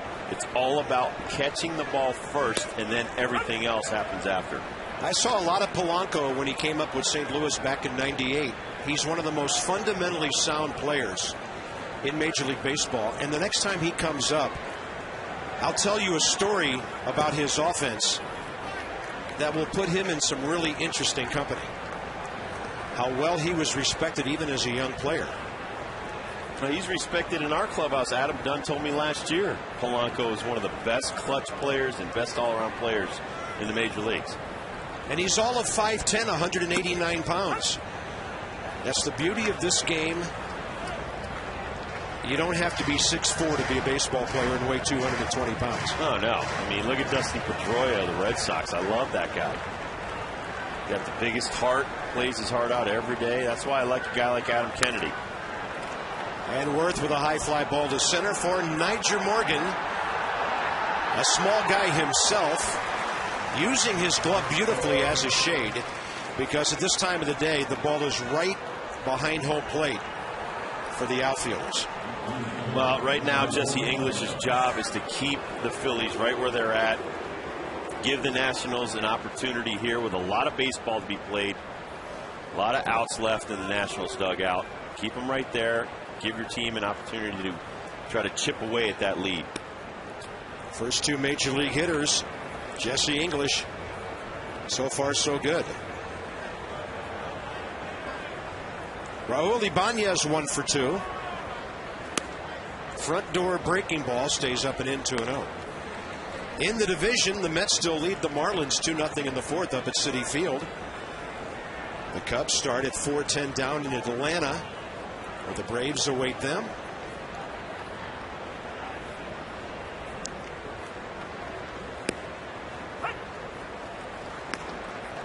He throws a good cut fastball and even takes something off of his fastball. And that's something you can't teach a lot of young guys.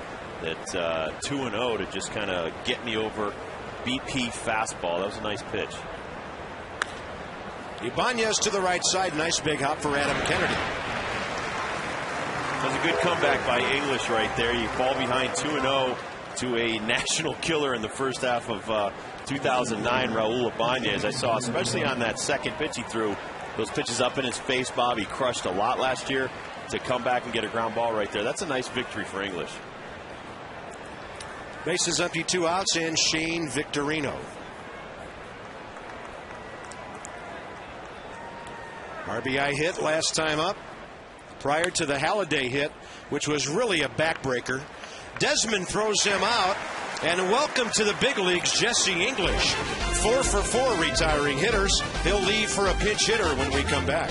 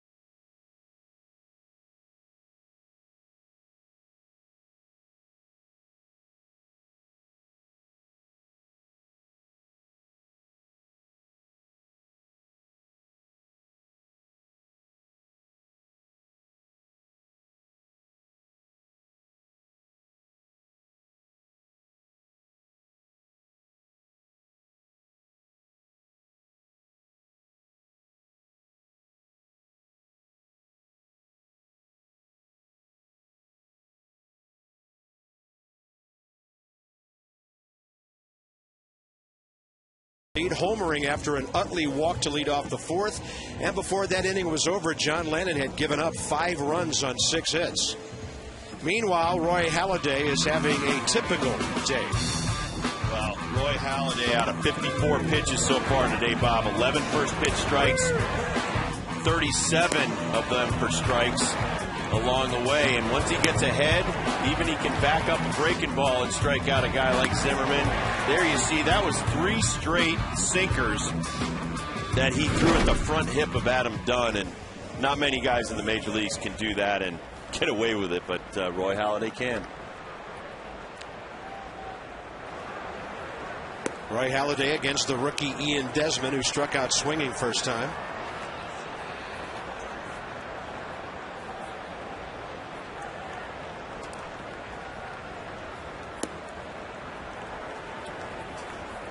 Roy Halladay's first year was 1998.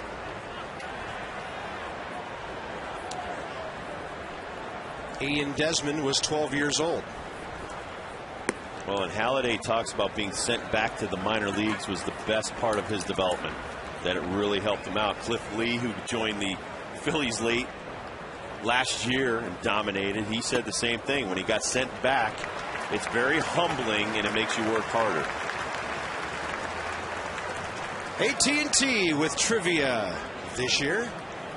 Which Hall of Fame pitcher is the all-time leader in opening day starts? That's a good one. He would have had to have a long career, probably in the 20-year area. Roy Halladay, by the way, is making his 8th opening day start. He set a Toronto record by starting every opening day between 03 and 09. And by the way, when Zimmerman doubled off him back in the first inning, that ended a scoreless streak going back to last year. That was at 24 1/3 innings. Double play ball because it's right at the hitter. And Alberto Gonzalez hitting for Jesse English is gone. 2 outs. But you know what? That's not a bad hitting approach by Alberto Gonzalez. We want him hitting the ball hard on the ground. We do. Happen to be right at Chase Utley. But not after Halladay walks a guy on 4 straight pitches. You don't want to swing at that pitch. And, you know, Roy Halladay, you want to try to get him out of the game and make him work to as many pitches as we can. And that is a help right there to Roy. Second double play ball today. 2 of the last 3 batters have bounced into twin killings. Top of the order for Nyjer Morgan with the bases empty. Well, you got to forget you got 2 outs and try to start a rally again. One hopper, Jimmy Rollins. Everything going Halladay's way. The Nats have 1 hit since the second inning, and the Phillies lead 5-1.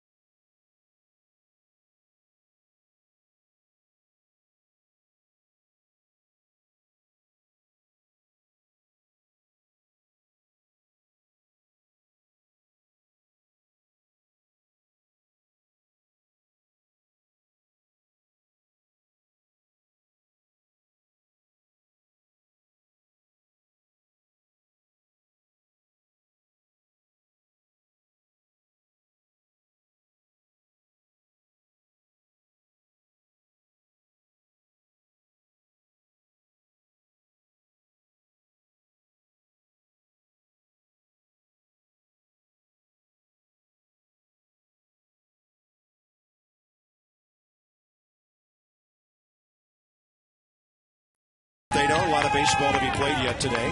Phillies lead 5-1 into the 6th inning. Visit AFCEA.org. It's the Association for IT Pros, and they bring us our sideline report. And Debbie Taylor, as we go inside a little bit on the manager today.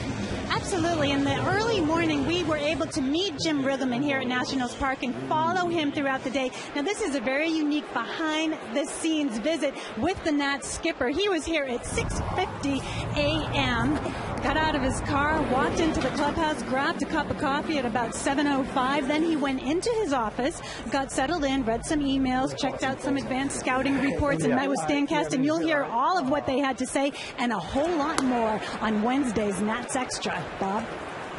Thank you, Debbie Taylor. This year we're doing Wired Wednesdays again, a very popular feature as we get to listen in on players, coaches, the manager. Jim's been great about joining us live during some ball games from the dugout. We will cover the bases with your favorite Nationals on Thursdays again. And of course, this year, every single moment of it is brought to you on MASN HD. HD every day, every night. Miguel Batista has been around for a long time. He's facing Carlos Ruiz here. The third Nationals pitcher of the day, and the sixth inning is underway. 2-2 on the catcher, Ruiz. Miguel was with Seattle last year for 56 games, a 4 ERA, 7 wins, 4 losses. He was with the Mariners for 3 years after his 1 year in Arizona. Second time in Phoenix. He's been with Toronto, Kansas City, the Expos, the Cubs, the Marlins, the Pirates, going back to 92.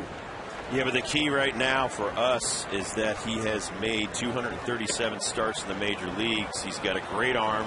He bounces back well, and we need a few innings of middle relief out of Miguel. So he's got a lot of experience. He can throw some strikes. You don't want to start off this inning, though, by walking the leadoff guy. Not in front of the pitcher. Nats signed him as a minor league free agent January 29th. 3-2 on Ruiz, who hit 9 homers last year, but you have to challenge him here. He missed. Fourth walk given up by the Nats today. Get your tickets for the Nats and Phillies Wednesday. Day off tomorrow, of course. And come early because the first 20,000 in attendance will be able to take the schedule and magnetize it and put it on your car, your refrigerator, wherever you want it. The free ExxonMobil magnetic schedule and Curly W car magnet. Nationals.com. Get your tickets now for Wednesday night. And a pretty solid pitching matchup with Jason Marquis in his Nationals debut against Cole Hamels. Hamels' 7-3 career against the Nats. Nats Extra 6:30 Wednesday night. First pitch 7:05. And then a day game on Thursday. We'll play the Phillies at 4:35 before the Nats take the train to New York and play the Mets for 3, then on to Philly before coming home a week from Friday against Milwaukee, the Rockies, the Dodgers. Teams from other divisions already. We won't see the Marlins or the Braves for a little while here. Foul tip. You know, I forgot to tell the commissioner something before he left. A suggestion, maybe? We're tired of playing the Phillies, the Mets, the Braves, and the Marlins 72 times a year. How about going back to the old balanced schedule and just play everybody twice home and home? The problem is that those teams don't mind playing the Nationals, and we have to do something about that. I know, but he needs to listen to us because, just because. Well, and a lot of people have theories on realignment, but to some of the teams that enjoy playing the Pirates or the Nationals or the Royals, some teams they don't want things to change. In flux right now. They don't want things to change. Now, there are some teams in the Central that are better this year as Halladay bunts into a strikeout. But you think St. Louis doesn't mind playing the Reds and the Pirates 36 times every year? Yeah, I'm not as on board with everybody else with the Cincinnati Reds right now. I mean, Homer Bailey did a great job the last 6 weeks he was up with the Reds. Aaron Harang has thrown an amazing amount of innings in the last few years, but his record has really fallen off. ERA has risen. Bronson Arroyo, one of the better pitchers nobody really heard about. But as far as Johnny Cueto, he tired at the end of last year. And then, with the new kid Chapman. That ball's well hit by Rollins. Willie Harris can't get to it. The catcher Ruiz chugging for third. He'll score with Rollins 90 feet behind him. And the Phillies lead 6-1.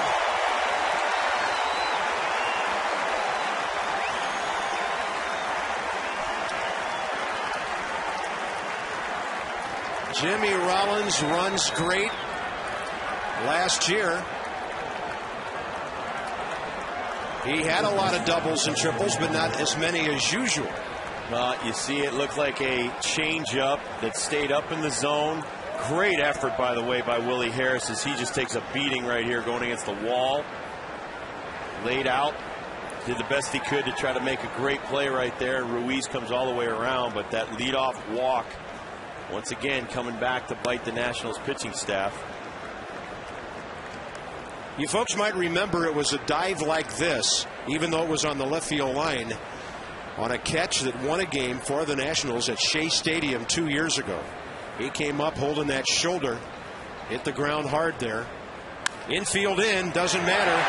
And the Phillies lead 7-1 as Polanco drives in his second run of the day with his first base hit as a Philly.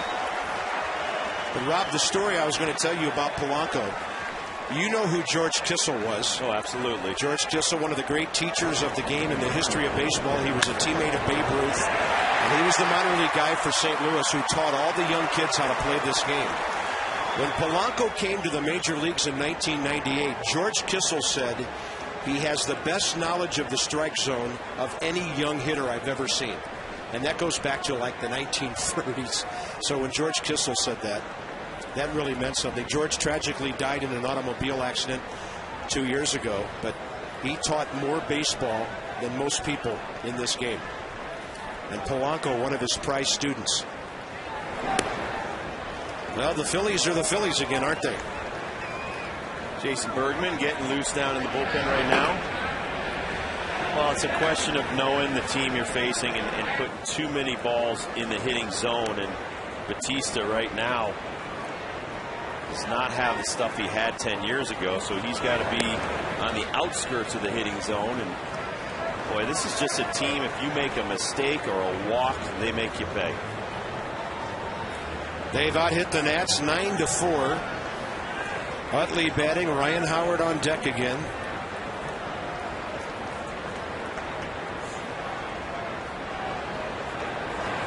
We'll never know how this game might have gone had John Lennon not walked Utley in the fourth inning and then given up the 2-run homer to Howard. That totally changed the feel of this game. Not that you were going to beat Halladay 1-0, but the Nats were feeling pretty good after 3 innings. John was throwing the ball well, getting outs, had only given up 1 hit. But you can always go back to one point in the game and there's a momentum change or a deciding moment, and that might have been it for the Nationals. Second walk by Batista, and this is starting to get ugly as Steve McCatty goes to the mound.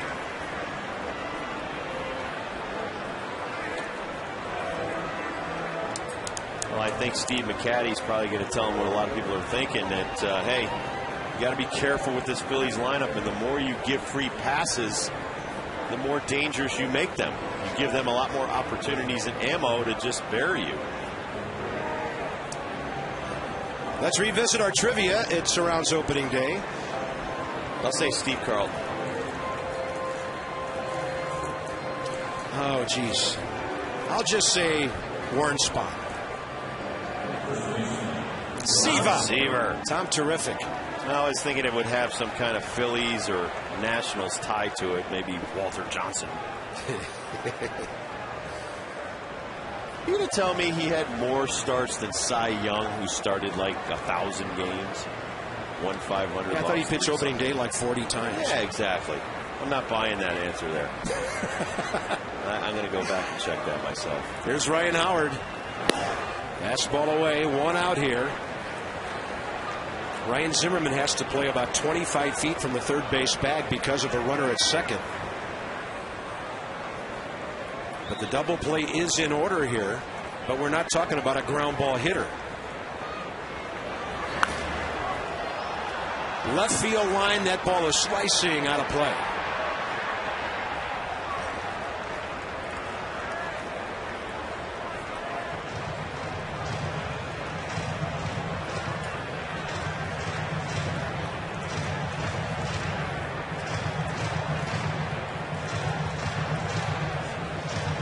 Mets are getting quite an outing from Johan Santana today, who's given up 3 hits over 5 innings. They lead the Marlins 2-0. David Wright has hit his first homer of the year. They got 2 in the first, haven't looked back.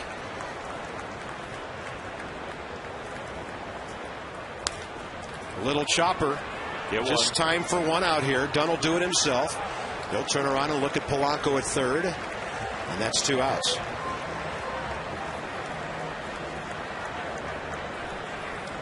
St. Louis leads 4-2 in the 6th. That's Cincinnati.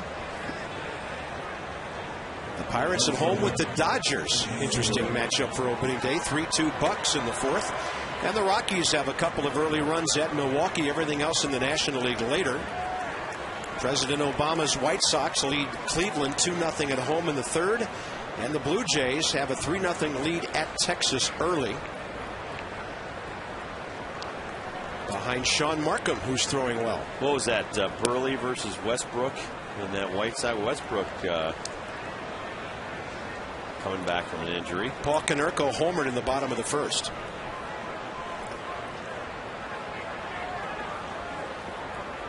Jason Worth 1 for 3 today.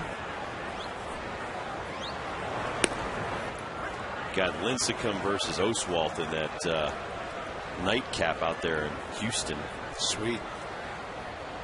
Zambrano and Lowe in Atlanta at 4:10 today. Third base Polanco, second base Utley. Here in the 6th. Big out right here.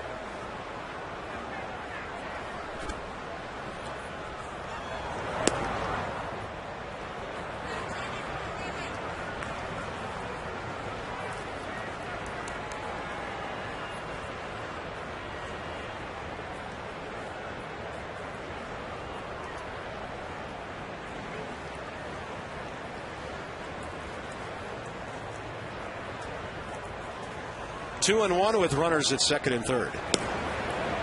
Worth offered, kept the bat back, ball 3.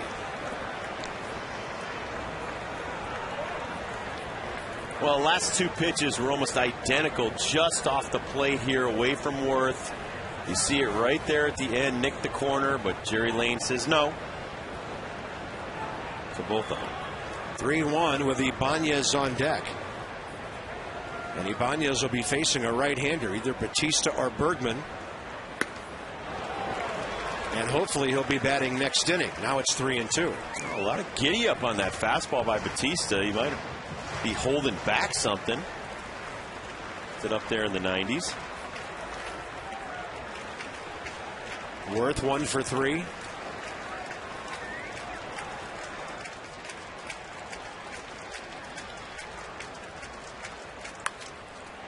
Two hops to Ian Desmond. Couple of crow hops and right on target.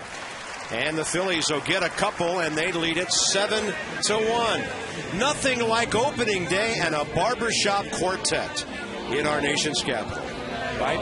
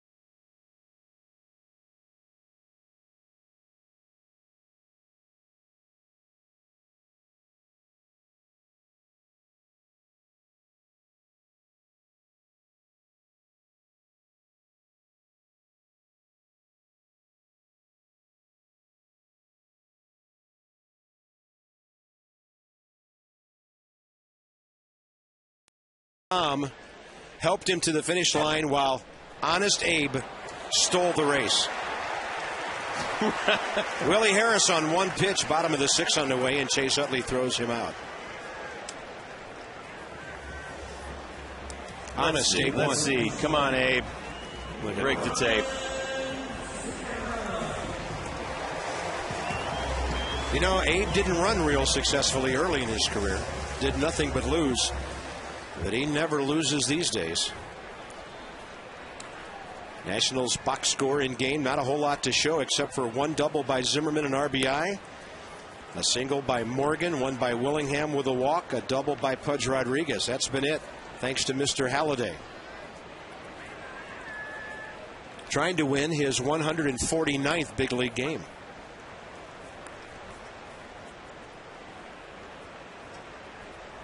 Adam Dunn. Next up. He's fanned twice. Willingham in the hole next to the skipper. Great breaking ball. That thing started out right at Ryan Zimmerman's left arm. But something that for some of our younger pitchers in the dugout, he threw one hard breaking ball and then he came right back with a soft breaking ball, the same type of pitch, just about 10 mile an hour slower. With Zimmerman's timing all messed up, Ryan puts the bat on it but flies to Worth. That's how strong Ryan Zimmerman is. He hit that ball off the end of the bat and it carried about 355 feet to right center. Throughout the month of April, the Nats will be collecting new toothbrushes here at the ballpark for the earthquake victims in Haiti. Fans are encouraged to donate a new toothbrush at the community desk or the foundation kiosk and help bring a smile to those in need.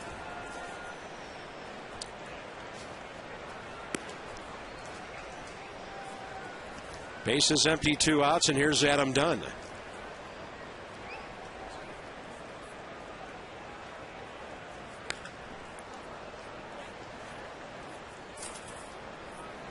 Adam struck out looking in the first, swinging in the second, or in the third, his second time up.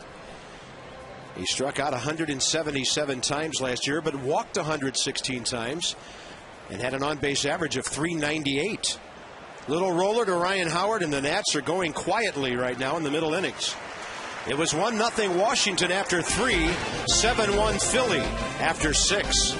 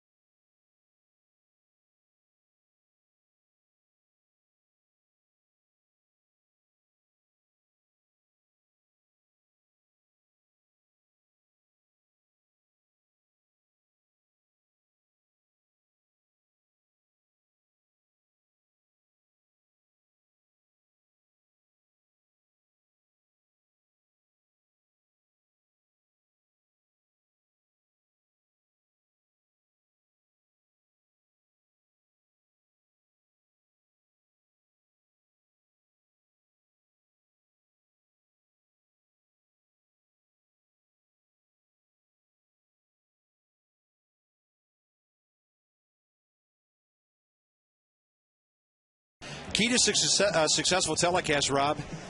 All the equipment, binoculars, media guides, racing presidents, ball caps, scorebooks from the last 4 years, spring training statistics. Well, we're going to be adding the last 20 years on those scorebooks back there. Cough drops down there. We're going to be adding some of the great literary works of all time to our collection here shortly. And I'm sure people are wondering, what is a literary work? Sorry about that. I'll do better, I promise. Been a crazy day. Yeah, it's been a lot going on, but unfortunately, bad 3 innings for the Nats there. Top of the 7th, Ibanez, Victorino, and Ruiz. Batista touched for 2 runs on 2 hits and a couple of walks in the 6th. Roy Halladay, by the way, economical. 70 pitches in 6 innings. 47 strikes. And each one of them, Rob, thrown with a purpose. Well, and if you look at the first inning when he threw close to 20 pitches, he didn't look like he had his great stuff coming out of the bullpen. A lot of times, even in the older veteran pitchers, if you have a bad warm-up, that doesn't mean you're going to necessarily have a bad game. He fought through the first inning, gave up the early run, and has absolutely shut down the Nationals ever since. 2 hits since the first inning. Television schedule coming up here on MASN. We're back on the air Wednesday night, 6:30 with Nats Extra, presented by Washington Ford, and then at 7:05 the Nats and the Phillies. Jason Marquis, Cole Hamels, day game Thursday, on to New York after that. DC 50 joining us Wednesday and Sunday.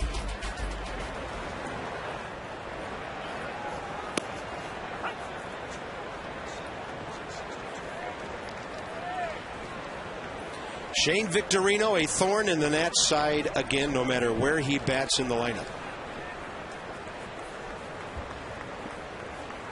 1 for 3 with an RBI hit, batting 7th today. Well, some guys are just players, so it doesn't matter where you put him in the lineup. Shane loves to play the game of baseball. Opening day, he's probably even that much more pumped up. Playoffs, World Series, etc. Seems to bring a little bit more out in his game, which is, for the Nationals, not a good thing. Victorino last year in the playoffs, 353 in the division series, 368 with 2 homers in the LCS. But then he only went 4 for 22 in the series. Well, some of the Phillies' bats really slumped against that Yankee pitching. The Yankees got exactly what they paid for out of Burnett, CC Sabathia, and Andy Pettitte. There goes Zimmerman. That's a routine play for him. 1 out. And basically, with all the off days, especially against the Angels, the Yankees were able to rest their pitching staff. Didn't even have to go to a 4th starter. Key to this is a good jump off the bat, especially Ryan Zimmerman. He's going into the sun, towards the fans, knowing your own ballpark, and you get on that little warning track in foul territory. He knew, okay, I got a guy in first, I got to check the runner. Coolest shades in all of baseball, by the way.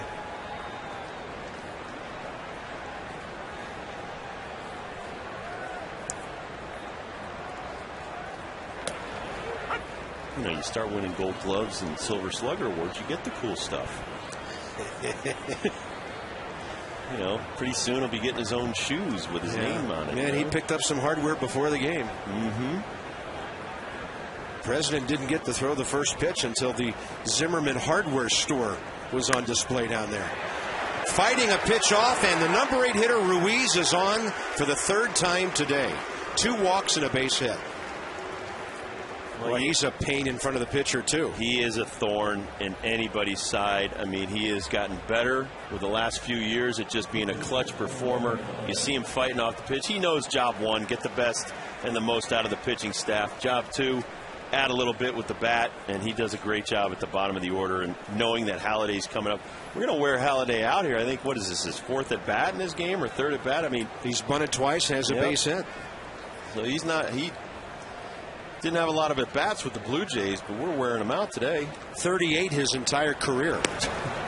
He's up there hacking. Our only chance, make him swing the wood. Nah, he's something special. As I said before, the most wins since 2002, 130. I mean, just look at the last 4 seasons. 220 innings, 225, 246, 239 in innings pitched. That's got a lot of value. Marlins have picked up a run in the top of the 6th against Johan Santana. Now, in those innings pitched I just gave you, Bob, 34 walks, 48 walks, 39 walks, 35 walks. That's throwing strikes. You know, the year before he won his Cy Young, he walked 62 hitters. The high of his career second highest. Way back in '99, he walked 79. You know what he did the following year when he won the Cy Young? He added 36 strikeouts and subtracted 30 walks from his total. In 266 innings, he went 22-7 and won the Cy Young. He's been in the top 5 in the voting 5 times in his career. He's putting the bat on the ball. Pudge Rodriguez never panicked, throws him out. 2 down. Runners move up to second and third. No, and the thing I love about a Roy Halladay or a Chris Carpenter as Jason Bergman gets back up is that they're aggressive. They talk about being aggressive. They go after the hitters. So they know what's in their repertoire, but they're also saying, I got to throw strikes. I got to work ahead. I got to throw first pitch strikes. And then when I got a guy where I want him, then I throw something with movement and make him hit the pitch that I want him to hit. So, you know, instead of letting the hitters get into these hitters' counts, the best guys like Roy Halladay, they don't allow the good hitters to get into their own good counts. They put you on the defensive all the time. Jimmy Rollins having a good opening day. A single, a steal, a walk, an RBI triple, and a run scored. That's about all he did for the first couple of weeks of last year. Yeah, but anybody remembers Raul Ibanez, what he did with the Nationals in the first month.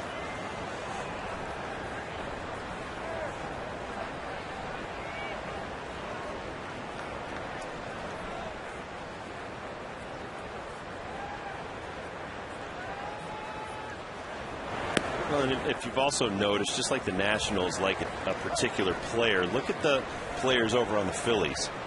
You know, you've got Utley over there, Rollins over there, now Polanco, Victorino, Worth, even Ibanez. These are all guys that just like playing the game. They might not be exceptional or superstar players, but they get the job done.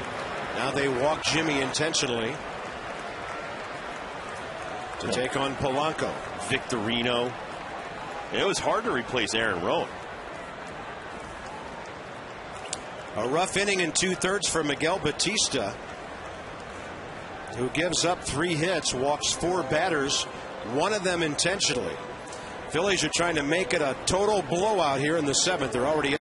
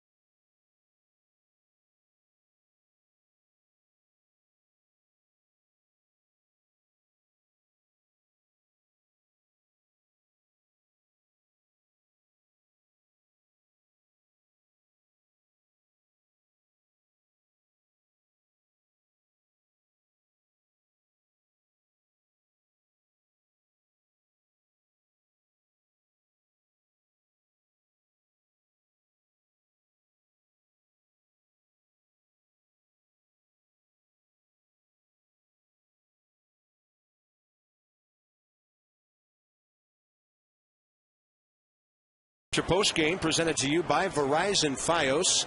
An exciting day. Too much of it now going the way of the Phillies.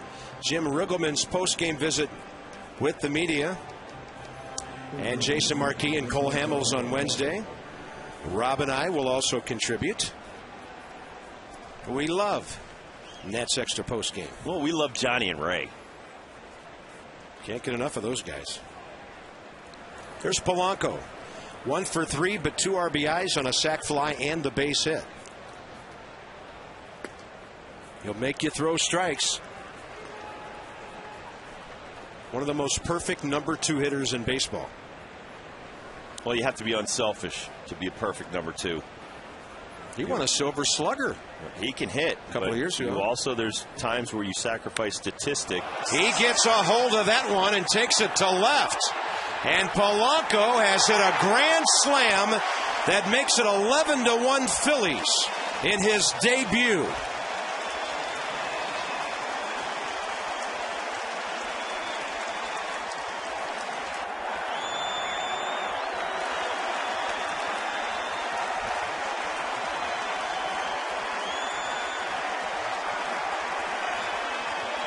Well, walks will kill you, and falling behind good contact guys will hurt you even more. You fall behind, throw a fastball down and in. You see him move his hands a little bit to the inner half, shift the weight on the feet, throw the front hip. And even a little guy like Polanco can jack a home run on you. That's his 91st career home run. 6 RBIs on the day. The Phillies are paying him $18 million over the next 3 years, and the return on investment pretty good first day. Well, and out of all the walks today, 4 have now scored. Not that it would be that much or less pain. You put the hitters on the defensive, and it's just one game. You got to come back Wednesday, and you got to be more effective, especially in the strike zone.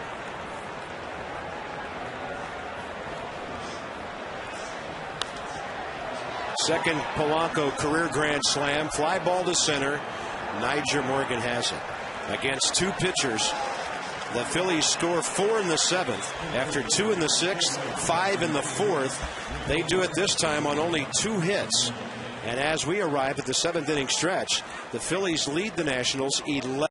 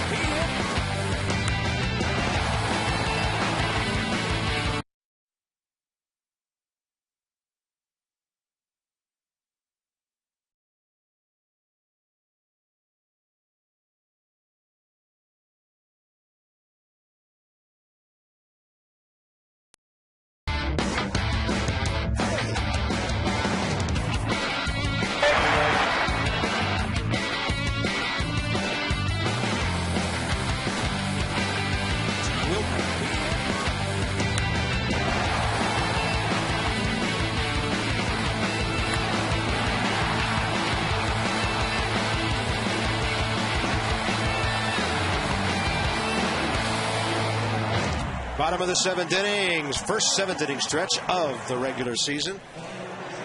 Some treats still to be had here at the ballpark. Willingham, Kennedy, and Rodriguez against Roy Halladay.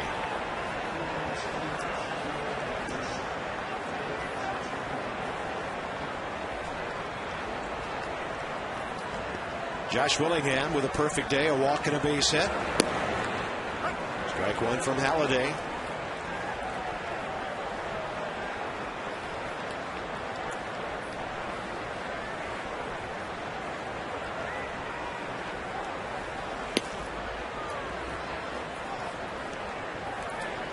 You see Sean Burnett getting loose. Bullpen's going to get a little bit of work today with an off day tomorrow. I mean, this is a typical Roy Halladay outing, though. It's nothing magical. He just continues to hammer the strike zone and make balls move in and out, up and down, and change speeds. And you look up there, he's got 73 pitches in the bottom of the 7th inning, and he's only given up 1 run and 4 hits. 49 career complete games, 15 shutouts. Willingham gone, his 8th strikeout victim. And the amazing thing is, Rob, he's a strikeout pitcher, but he keeps the pitch count down. Yeah, and that's the thing. He works so quickly to get ahead, and there you see the 1-2 knuckle breaking ball down, 76 miles an hour in the dirt. Ruiz, nice backhand right there, but just it gets you in between. Nice job by Adam Kennedy. He sneaks a base hit. His first Washington Nationals hit.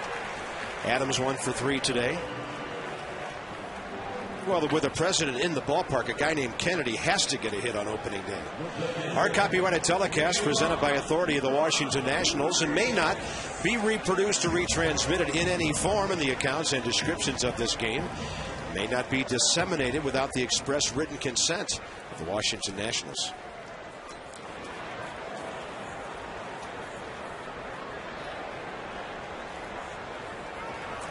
Here's Pudge Rodriguez. 1 for 2 with a double.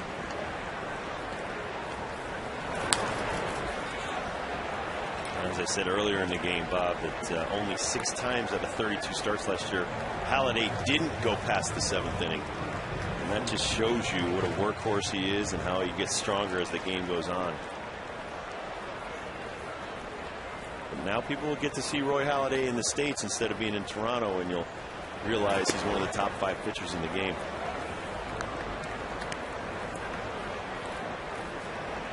The Phillies do have bullpen issues. Brad Lidge on the DL. JC Romero's on the DL. Their left-hander on the DL. They got a lot of problems in their pitching staff. Ryan Madson hasn't been throwing well. Ryan Madson's our acting closer. He has 15 career saves. Didn't do well last year though in Lidge's absence. Right. That doesn't seem to phase Charlie Manuel too much. Well, they were first told that Lidge might miss the first series here. Now they're told might be another week. So they're not really sure when Brad Lidge is coming back. And Pudge Rodriguez is 2 for 3. Adam Kennedy stops at second base. The Nationals have 6 base hits. Their catcher, a third of those. And Ian Desmond walks in, batting 8th. What was that, 13th hit that Pudge has off of Halladay? He's hitting around 400. And you know Roy's going home tonight. You know what? No matter how well he pitches, he's going to go, how does that guy keep hitting me so well? 419 now. 419. And you know what? I don't care how well Halladay pitches. That will frustrate him tonight. And he won't think of anything else. How does that Rodriguez guy do it? Desmond goes up hacking. And we'll see Kristen Guzman next for the pitcher, barring a double play. If you were with us Saturday, you heard us talk about Guzman, Desmond, and Kennedy. Jim Riggleman says at shortstop and second base there are 1,200 at-bats available. He envisions all 3 of them somewhere in the neighborhood of 400. And that's if they're all healthy. Knock on wood for all 3 of them. But he said Guzman is too good to be a utility player. And against Cole Hamels on Wednesday, you might expect Desmond to be in there again. But if the Nats face a tough right-hander like J.A. Happ. You mean a good left-hander? Yeah.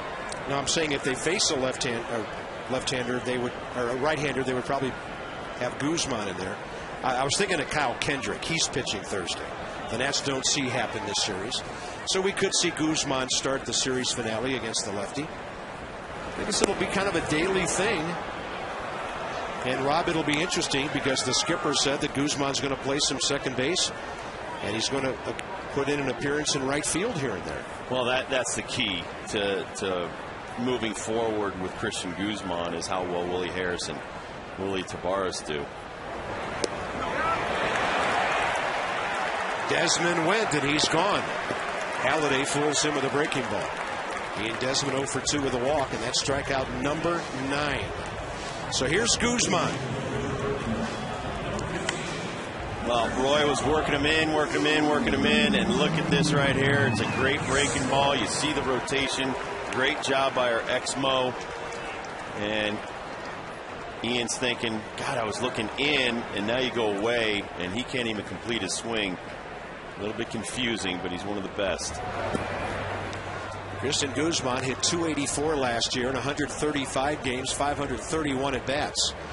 He was hitting .515 and leading the league in hitting when he pulled his left hamstring on April 17th. You folks might remember it was a cold April last year, cold and wet. And it didn't suit Guzman, the Dominican Republic native, at all. I mean, he was tearing it up. He was 17 for his first 33 last year when he got hurt. Well, then he finished the year. What do you have, like bunions or something else? Yeah, a lot of feet problems. Fixed. Yeah, a lot of foot problems where he was having trouble running and didn't really tell too many people about it. He really fell off last year, left-handed, batting just .277. From the right side, he was 30 points better.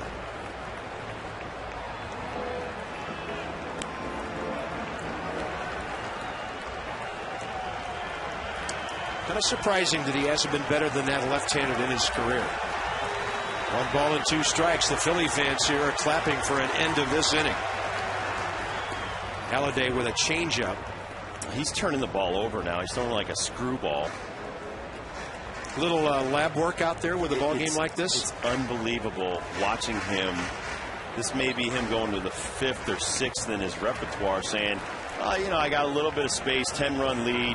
Let me work on another pitch that I might need if I'm in a pinch sometime. Guzman pulls it on the ground. Ryan Howard has it to Halladay. He's doing it all. Striking guys out, keeping the Nats off the board, and getting putouts as well.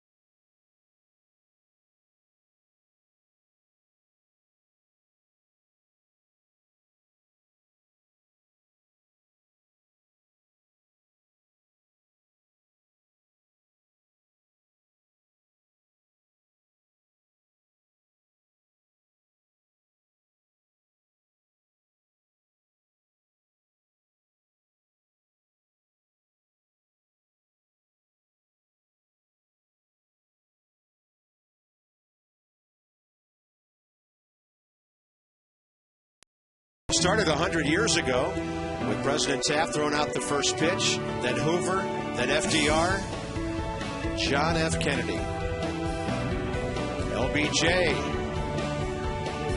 and President Bush, a frequent visitor there with Frank Robinson at RFK Stadium, and Barack Obama, our 44th president, having to take out the White Sox cap to throw his opening pitch. A little bit high and outside, but he had a Gold Glover, Ryan Zimmerman, at the receiving end. Got the Nats jacket on. That's presidential privilege, Bob. You can whip out that White Sox hat. Who's going to say to the president you can't do that? A Cub fan.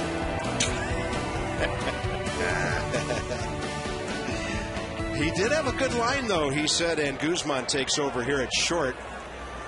He said, you know, at Wrigley, they sip wine during the games up there, and we're working class down at Comiskey Park, which is now, I think, U.S. Cellular Field on the south side. Here's Sean Burnett, the 5th Nationals pitcher of the day.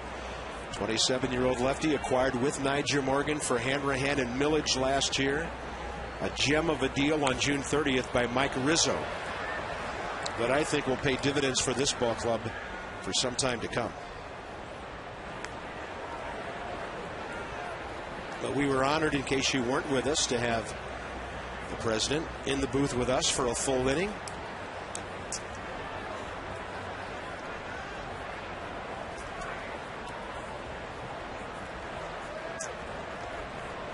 Here's the game changer, Rob, back in the 4th inning. Well, the walk to Utley, and then Ryan Howard got up.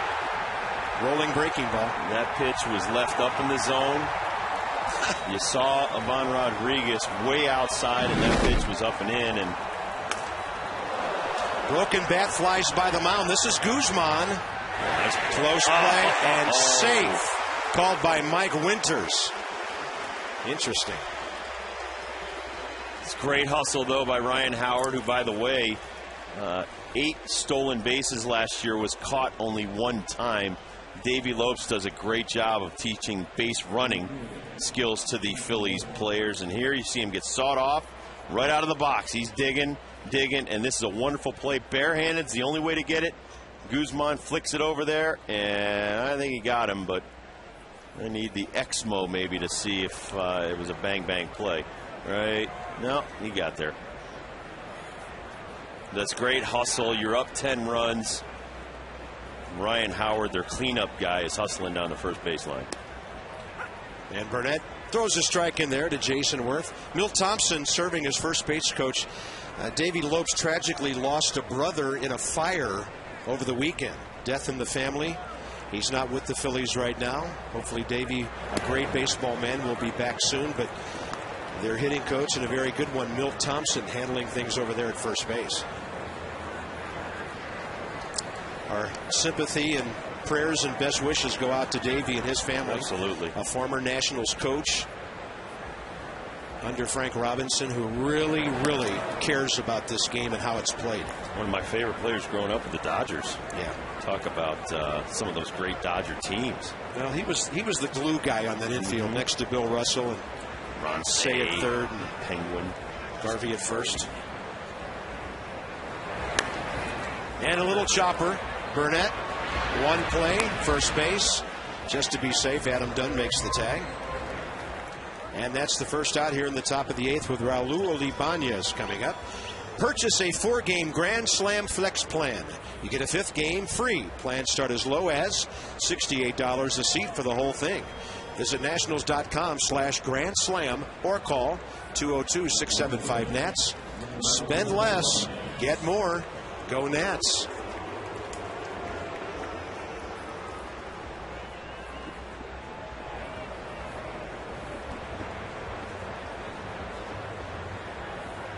Call that a pretty good stimulus plan. 5 games for the price of 4. Ibanez, then Victorino here in the 8th inning. There's a good man right there, Charlie Manuel. The grinder. Down to earth as they come. And Charlie understands what Philadelphia is all about. Some people wanted to run him out of town years ago. That one reporter. That's who he challenged to a fist fight. That was the turning point in Phillies baseball in the last 3 years. That guy challenged him, the team backed Charlie, and they've never looked back. But you know, some people wanted him out. He had won 88, 85, and 89 games his first 3 years. Then all that stuff hit the fan in 08. They went on to win 92 games and win the whole thing. And then 93 more last year, back to the series. And he's 20-12 in the postseason. But he's just down to earth. And as I told the story before, Jim told me a couple years ago after he lost his mother, Charlie Manuel, and Jim Thome had to go on a trip and he missed his mother's funeral. Flew all the way into Philadelphia to pay his respects to Charlie Manuel. So former players and players respect the heck out of him, even if they're not even on the team anymore. At 66 years young, the pride of North Fork, West Virginia. Swinging a foul tip, and Rodriguez holds on. Ibanez going. That was just a nice fastball by Sean Burnett right there. Jammed the heck out of Ryan Howard. Sliced his bat in half. Got Jason Worth to meekly ground out, and then he just comes upstairs on Ibanez. So Sean Burnett's not wasting an opportunity to get himself going in 2010. Here's Victorino.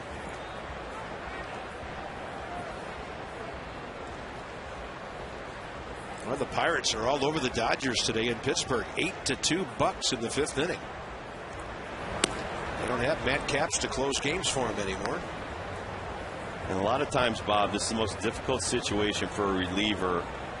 Most of the Phillies have a couple of hits today, some RBIs, some home runs, have all put up some great numbers. So they're very relaxed at the plate. They're going to swing at pretty much everything you throw.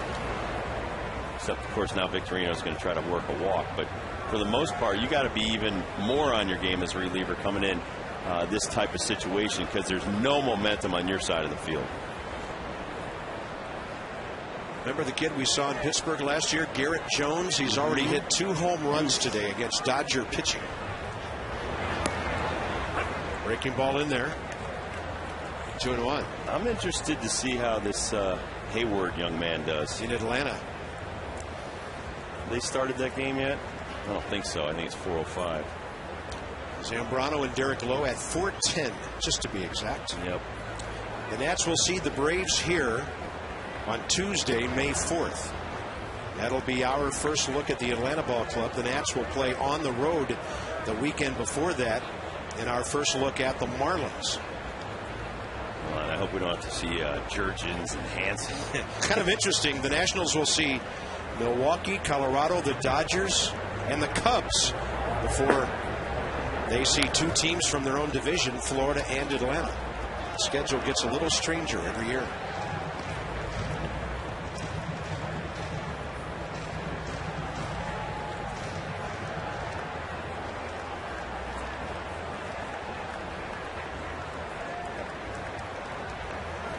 Three and 2 to Victorino. Top of the 8th. Phillies have out hit the Nats 12-6 and lead 11-1. With a 5-run 4th, a 2-run 6th, a 4-run 7th. Got him on the inside corner. Now Shane can go retrieve his bat and his glove. Bottom of the 8th coming up. Top of the order for Washington. The Nats are down a bundle.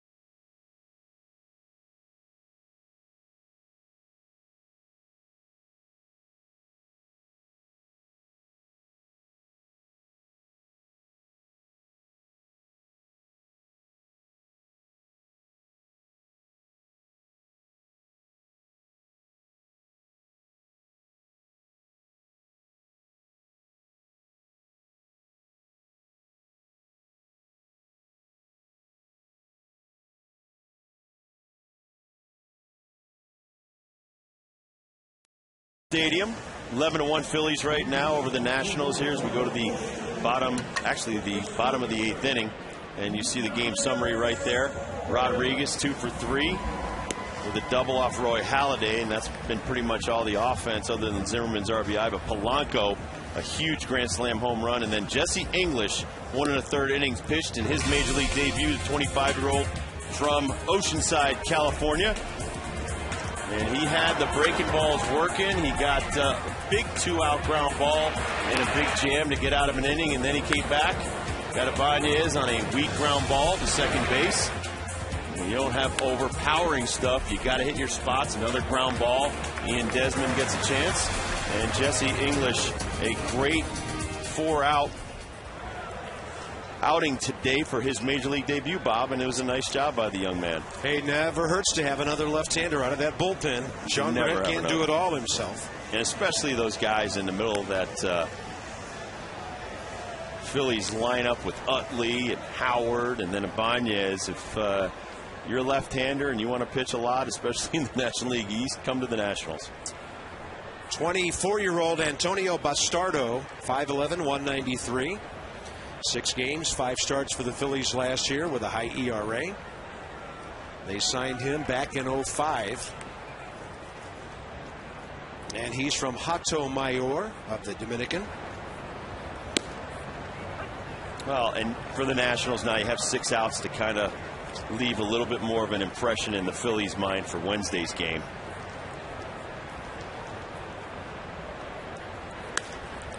Nyjer Morgan strokes a fly ball to left center. That ball, look at that thing carry. He hit it 360 feet the other way, and he's 2 for 4 today. Surprising opposite field power by Nyjer Morgan. Nice. Well, and the key to this is Bastardo has a very good breaking ball, and it goes down and away. If you try to pull it, it's a ground ball. If you go with it, you just saw him throw the hands. You throw the bat head. It's a lot like golf. You let the bat do the work. He took that velocity, put it into the gap, right by Victorino, and Nyjer's basically walking into second base. And Nyjer's hand and his wrist are okay. They're not 100%, though. He told me he feels real good on Saturday, but he's going to still wear that splint for a while. I mean, you never know when an infielder might step on you, or a glove comes sweeping down and bangs your wrist on a tag, or a thrown ball from a catcher might skip and hit that wrist. Let's put it this way. Anytime you have surgery, it's going to take a certain amount of time to recover and rehabilitate. I mean, I have a steel plate in my wrist with 6 screws, and that happened, what, over a decade ago, and it still hurts. So, I mean, for a guy like Nyjer Morgan who makes his living running, catching, hitting balls off a bat that goes all the way down through your arm, it's going to hurt your hands. And so it's going to take a while to get back to normal. I hope he puts that thing on a couple hundred times this year when he's on base.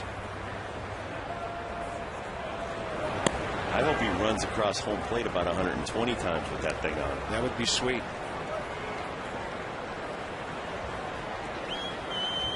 Good start to the season. 2 for 4, a single, a steal, a run, and now a double. Willie Harris 0 for 3, looking at a 2-0 count here. And he'll turn on one and hit it to right. Over is Worth. You know Morgan's tagging. He's at third base with 1 out. Visit the official online shop of the Washington Nationals at nationals.com. The largest online selection of authentic team gear, caps, t-shirts, jerseys, collectibles, and a whole lot more. Get your team gear straight from the source. Shop the nationals.com shop.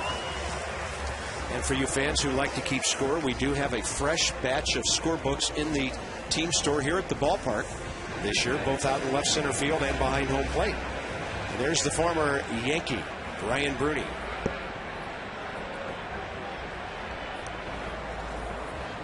Ryan Zimmerman has hit the ball hard twice. RBI double, strikeout, line drive to right. I think if they buy your scorebook, you have to autograph it. Well, just holler at me and I will. No, it was up on the 8th story. What are they going to do? Throw the book up for us? Well, I've been known to take a stroll around the park. I am going to take Teddy's outfit, though, and win one of those races. Oh, brother. That's annoying. This, come on. I don't know if I can do an inning without you. What, you did all last season without me? Oh, wow. Self-deprecating humor does not work up here. Oh, you got to rip the other guy for it to count. Zimmerman on a nasty 0-2 breaking ball lays off. By the way, what happened to the curly W in center field?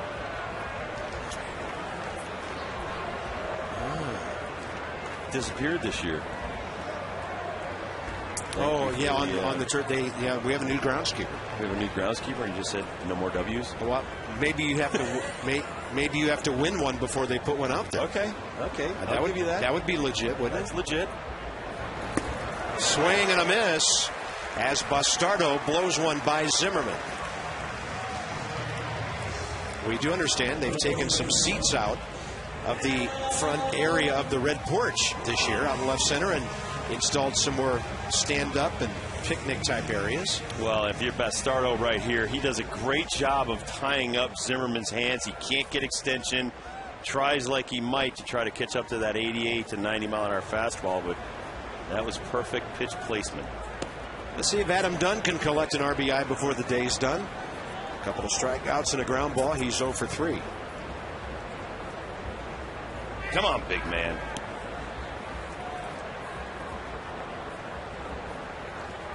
Hit some home runs in this park in locations we had not seen before last year, including number 300.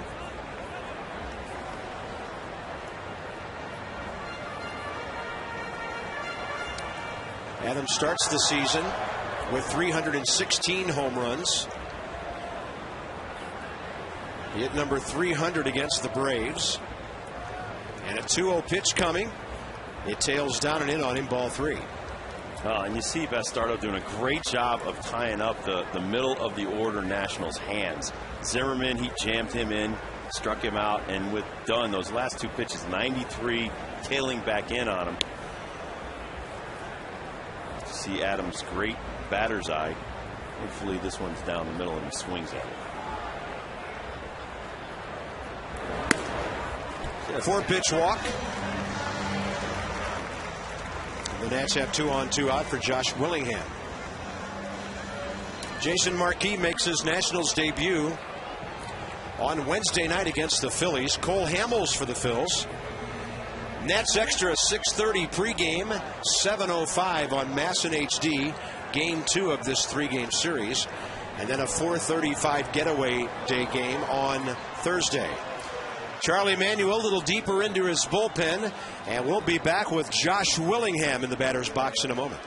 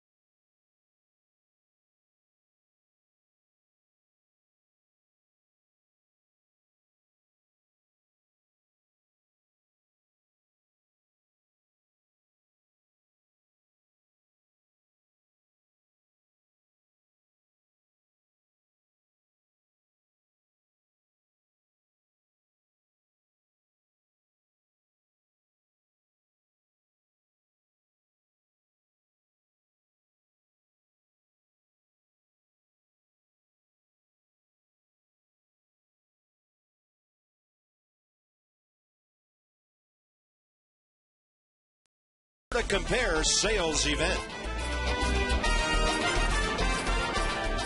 Cherry blossoms still beautiful in the Washington, D.C. area. Everything looks great except the scoreboard. 11-1 Phillies out hitting the Nats 12-7. Phillies had not a lot of free agent signings, but one of them was Danny Baez, 2 years, $5.25 million, after he appeared in 59 games with a 4 ERA for Baltimore last year. This guy's always had a great arm. Broke in 0-1 with Cleveland. 2 years with Tampa Bay and the Dodgers, Atlanta, and the Orioles the last 3 years, although he did not pitch because of injury in 08.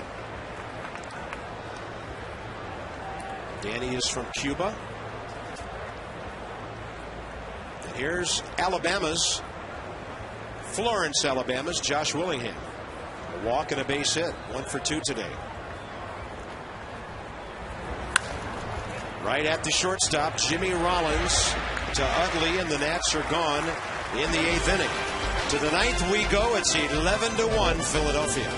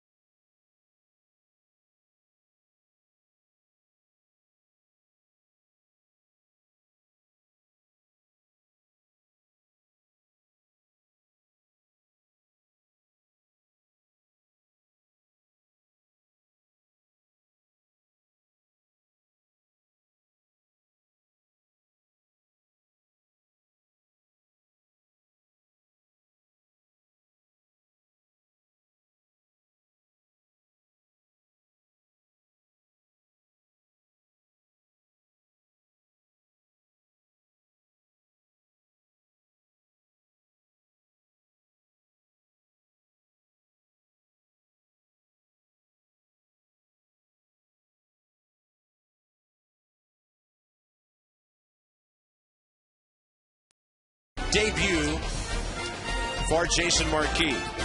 Last year, 15-13 with Colorado, 94 career wins, and he'll be making his 232nd Major League start. Hope you can join us.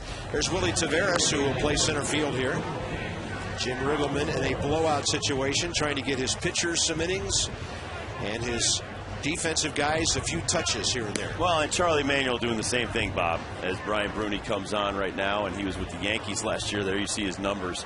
A great season. But you want to try to get these guys acclimated with the season, whether it's a blowout or whether you're winning 11-1.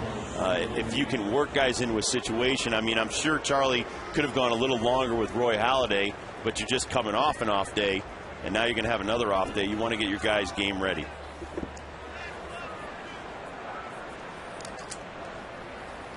Carlos Ruiz leads off, and Bruni's first Nats offering is right down the middle. Nats traded outfielder Jamie Hoffman to the Yankees for Bruni back on December 7th. 44 games for the Yanks last year. He was 5-0 with a 3.92 ERA, 1.83 the year before that.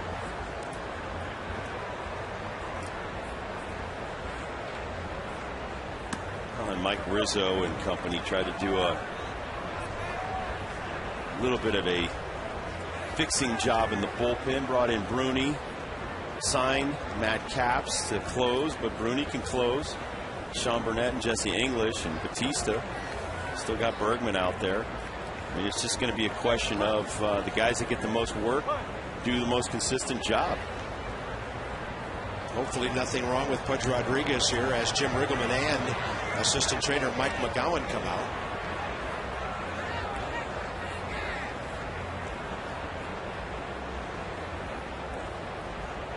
He looks like he's a little stiff. You know, he's been out there a long time. He is 38 years old.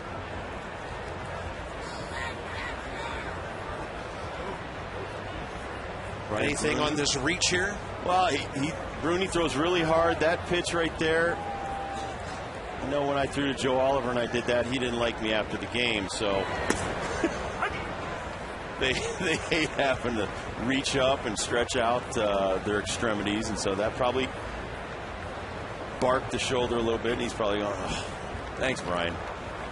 Not like I haven't been out here long enough today. 3-2. One of the best pinch hitters in baseball 2 years ago was Greg Dobbs. He struggled last year, and then they went out and got one of the best guys from last year, Ross Glode, who was outstanding for Florida. So they have a very good bench.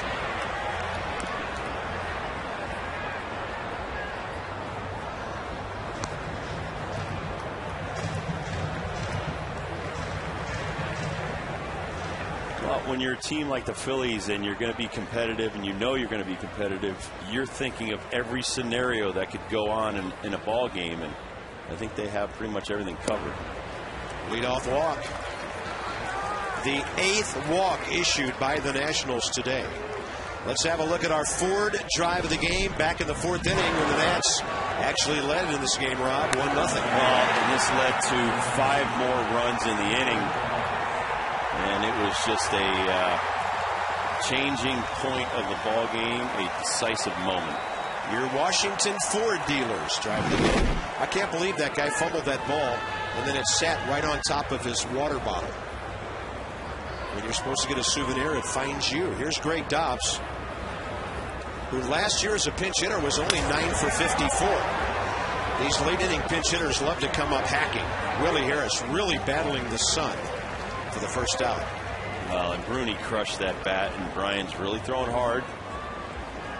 He's a very aggressive young man, and if he can throw strikes and do the job in that setup role, boy, that would be a huge lift for this Nationals team. Love the beard. Love the Bruce Sutter look.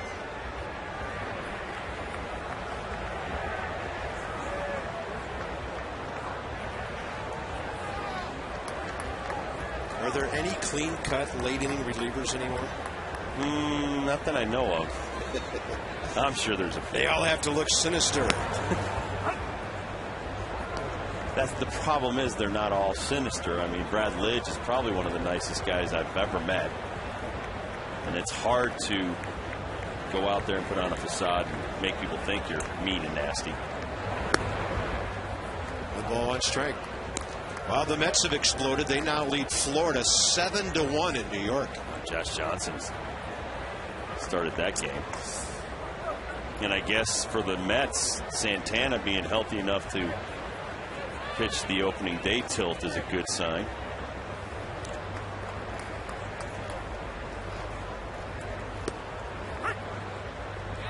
I'll look that up and see what Josh Johnson's line is in that game.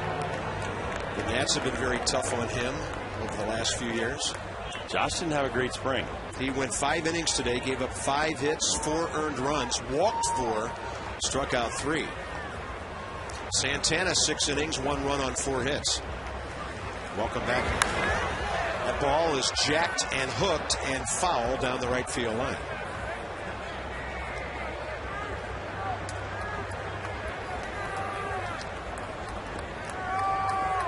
You know that Josh Johnson's not right if he walks 4 people. He's a good strike thrower himself. And, you know, they're going to expect him to win. He signed that big contract. And sometimes you put too much pressure on yourself. And a 1-2 delivery. Fastball nearly painting the corner.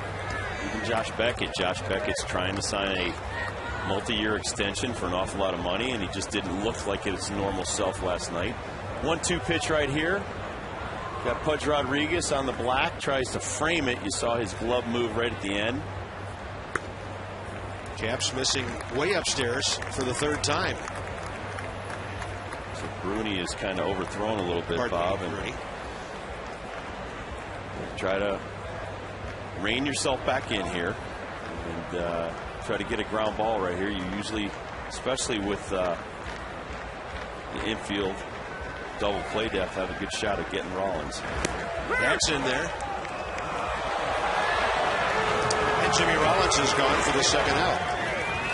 I think some of the guys are failing to realize it's 11-1. If it's close, be hacking.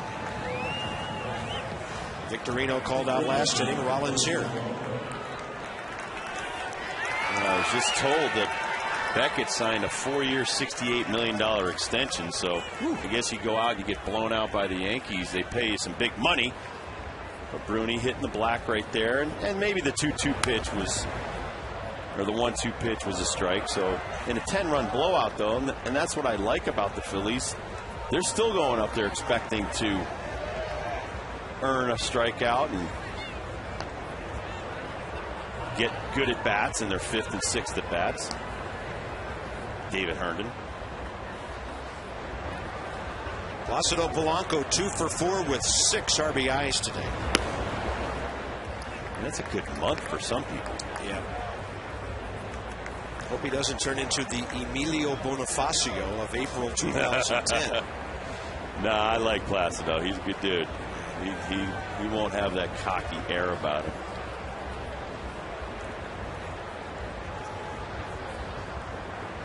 Polanco, 34 years of age. And the Phillies thought enough of him to sign him to a 3-year deal for $6 million per. They're not the youngest group of guys in the major leagues. Right. Let's see, Ruiz, Halliday's 32. Ruiz 31, Victorino 29, Ibanez 37, Worth 30, Howard 30, Utley 31, Polanco 34, as you said, and Jimmy Rollins 31 years old. They got a bunch of guys in their primes right now, and they're all kind of there together. Ruben Amaro Jr.'s done a great job of signing a lot of them quickly. Blanton and Victorino getting these big extensions in there for probably below market value to keep the nucleus together. Well, and the thing is that nucleus is the whole key, because you know who your guys are going to be year after year. This is about the 4th year in a row the Phillies have had virtually the same lineup, and then they sprinkle 1 or 2 guys in every year. They brought in Feliz, he's gone. Now they bring in Polanco, now they bring in Roy Halladay. When you have a team that is so solid, you can pick and choose and really target what your needs are. Polanco saw some of those 2-strike calls, so he figured, I'm hacking, since it was close and the count stays 2 balls, 2 strikes. Well, I know this won't shock you, but already before we've even played 2010, the Yankees payroll for 2013 is $95 million. So they've already got so many long-term contracts. And if you look at the Red Sox, they've got a ton of their players locked up. Awful lot of money being spent up there. Well, part of it's because of what Bud Selig told us here in the booth several innings ago. Baseball keeps setting attendance records, making more money than ever before. I hear these football people saying it's the national pastime, but you know what? In the fall, they're right. The rest of the year, it's baseball.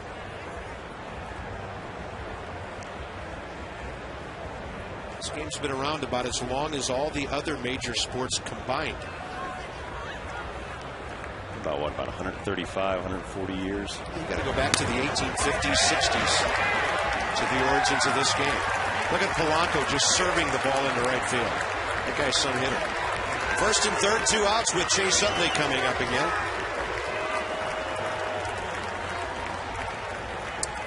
Just beyond 4 o'clock in our nation's capital, a crowd of 41,290 at Nationals Park today, a sellout. The president was here. Rob's here, Debbie, I'm Bob, our Masson production crew.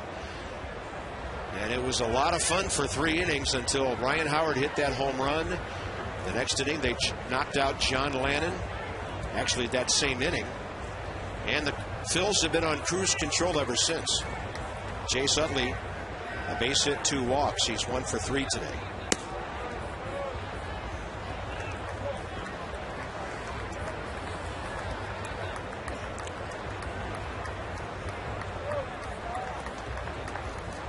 I just hope a lot of our fans don't go home from the ballpark today or turn off the television later and say, same old, same old. We sincerely believe that is not the case. Maybe Jason Marquis changes the atmosphere on Wednesday. I know a lot of the national players that have been here in the last few years, and even Ryan Zimmerman, they don't want to lose. They're not going out there trying to play poorly. We're playing one of the best teams in baseball in the Phillies that have been in the last 2 World Series, winning one of them. 3 straight division titles. I guess if you're going to measure yourself against the team, we'll see how they come back on Wednesday. They got to come back strong on Wednesday, try to take 2 out of 3 to start the season against the Phillies. Last year at the Nats, at the end of April, we're 5-16. We do not see that happening again.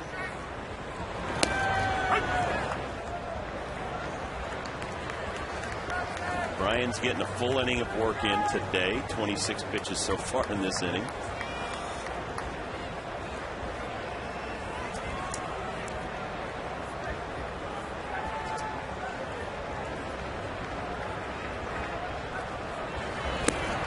Another walk, bases loaded. Ryan Howard coming. 9 Washington walks today.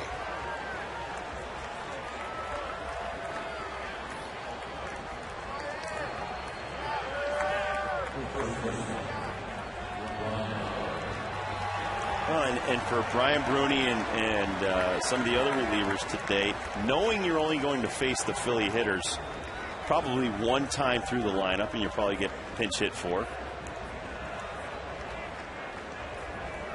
You know, you just want to go out there, attack the strike zone, be smart with the way you face these guys, and especially the Phillies, because if you get to Utley and then Howard and Worth, you're in big trouble.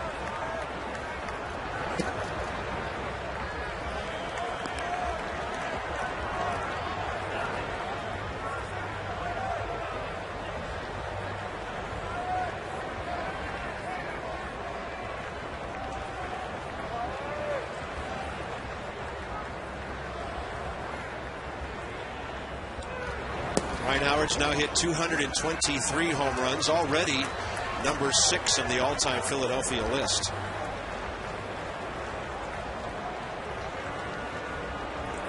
Led the league in RBIs last year, 141. Opening day's just around the corner down in Potomac, actually in Woodbridge. The Peanuts kick things off on April 8th. That's Thursday. Make the short drive down I-95. Enjoy some great family fun. Taking the fireworks show Saturday. Family Fun Day Sunday. Autographs, run the bases, join the party all year long with our buddies, the Potomac Nationals. Affordable ticket prices and plans on sale. 703-590-2311. I'm sure Steve McCaddy said to Brian Bruni, listen, we wanted you to get an inning of work, not throw 2 or 3 innings in 1 inning. It's up to 30 pitches now.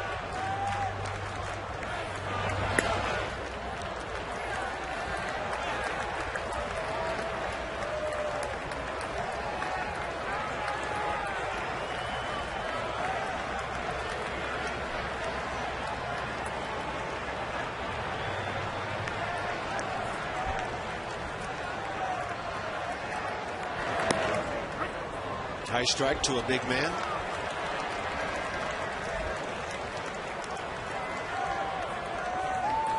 Ruiz walked to lead off the inning after 2 outs. Polanco with a single. Utley with a walk. Chase Utley on for the 4th time today.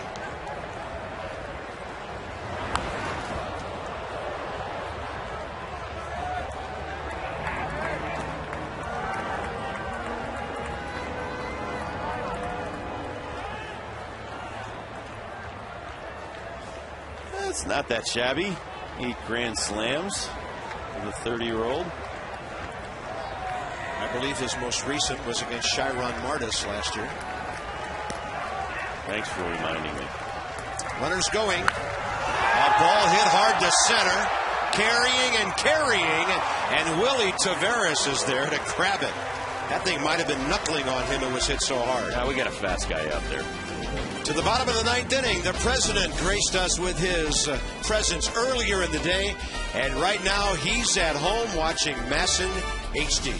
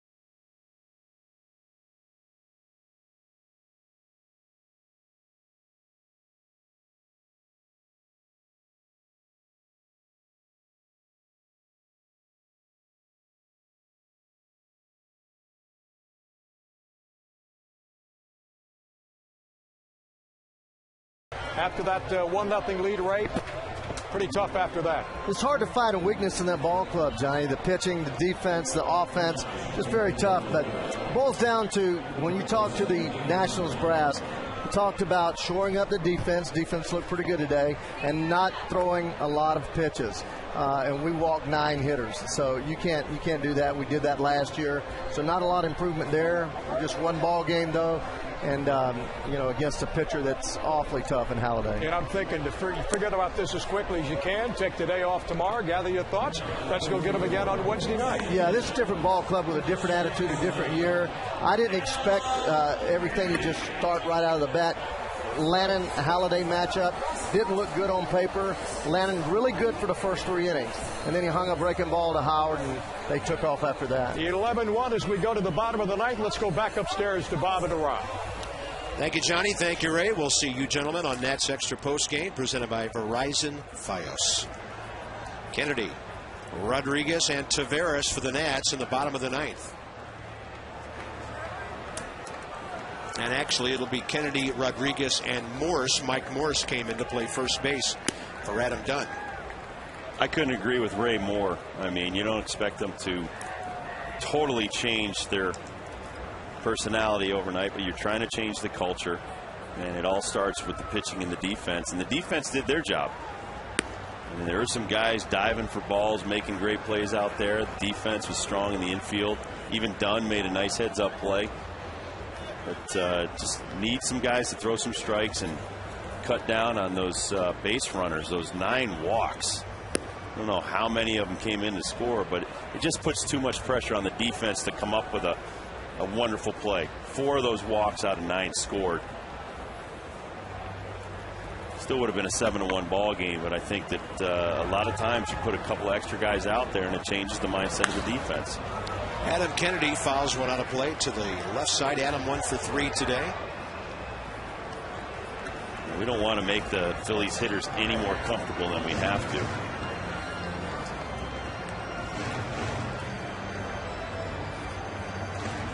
Good to see Pudge up and around and feeling okay after he had to reach for a high fastball.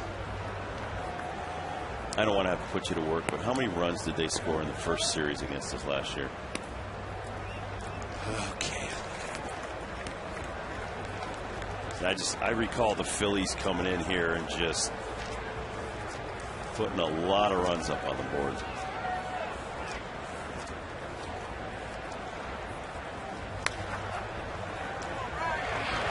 Well, 14 runs in 3 games. Yep. Actually, wait a minute. No, it was only a 2-game series, the first one. 9-8 on opening day here. And then the Nats won 8-2 on Thursday. I think we had a rain out in between.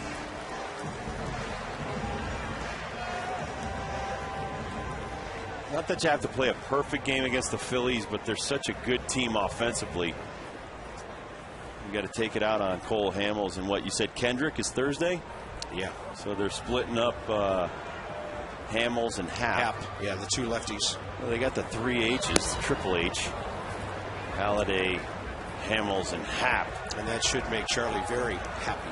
Yeah. Here's Pudge Rodriguez, 2 for 3 today. Both of his hits to the opposite field, a double and a single.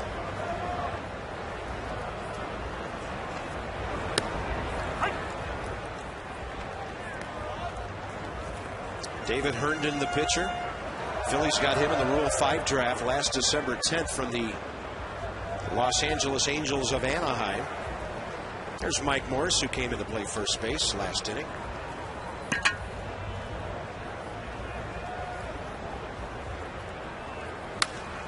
And Rodriguez going opposite field again. He'll have a pair of extra base hits and go 3 for 4 in his Nationals debut. Hey, you might want a pinch run for Pudge. Willie Davis is the only player left on the bench. They're 38 years old. There are pitchers. Grab a pitcher and throw him out there. That's good hitting. He's a good hitter. Lifetime 300 hitter over 20 years. That'd be pretty good. Next up, a guy that we liked a lot of from what we saw of him last year. 32 games and 52 at bats worth. Mike Morse. He hit .250 with 3 doubles, 3 homers, 10 RBIs. And he had some big pinch hits. Big, strong guy, 6'5", 230. Originally from Fort Lauderdale. He gets jammed and gets himself a base hit. Rodriguez goes to third. And the ball gets thrown away. That'll be an error on Ibanez, allowing Mike Morse to go to second base.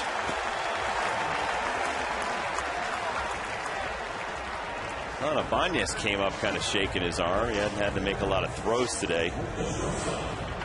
He's 38 years old. So Ibanez gets this single, turns it into a double for Morse with just a bad throw into the infield. As he comes up here. Yeah, no runners were going any further there. He just throws it right over the head of Polanco. Maybe he was looking for a cutoff guy. Usually in a different situation, maybe a different ball game, there's a cutoff guy that he can see it a little bit easier than just throwing to third. Christian Guzman with a chance to pick up an RBI or 2 here.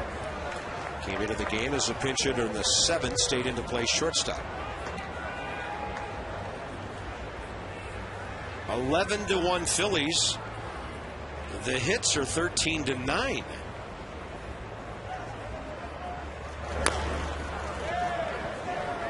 Well, I remember Saturday they had to struggle through facing Tim Wakefield and Daisuke Matsuzaka, and then come back and face Halladay. Maybe finally the ball spinning all over the place in the strike zone is going to end, and then maybe on Wednesday they take it out on Hamels. Cole Hamels, 10 and 11 in 32 starts last year, following up his World Series MVP of the year before. And the Phillies need him to get back to that 2008 form.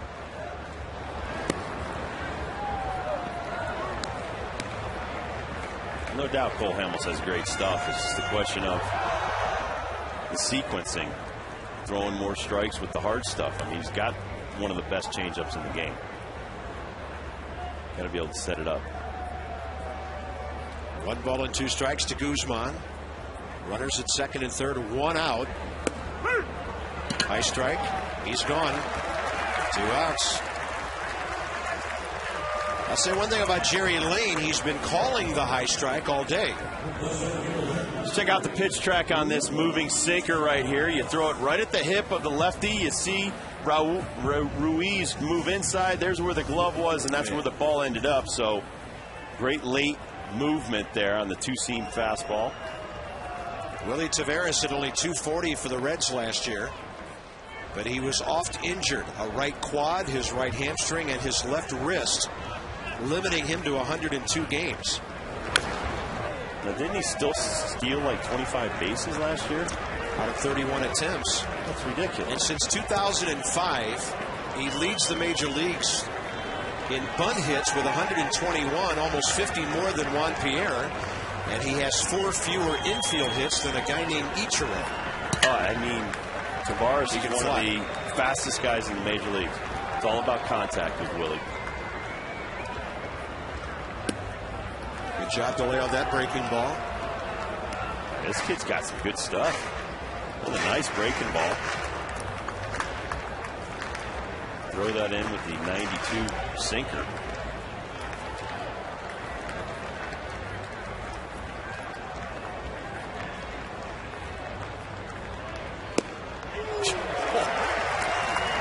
That thing's 93 with severe movement and sink. Now you know why Charlie Manuel's not really worried until Brad Lidge comes back. This is just some filthy movement at the end of this pitch. It's a 2-seam fastball. Even if you do hit it, it's going to probably hurt your knuckles.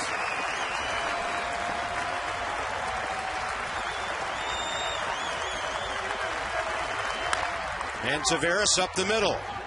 Jimmy Rollins ends the game.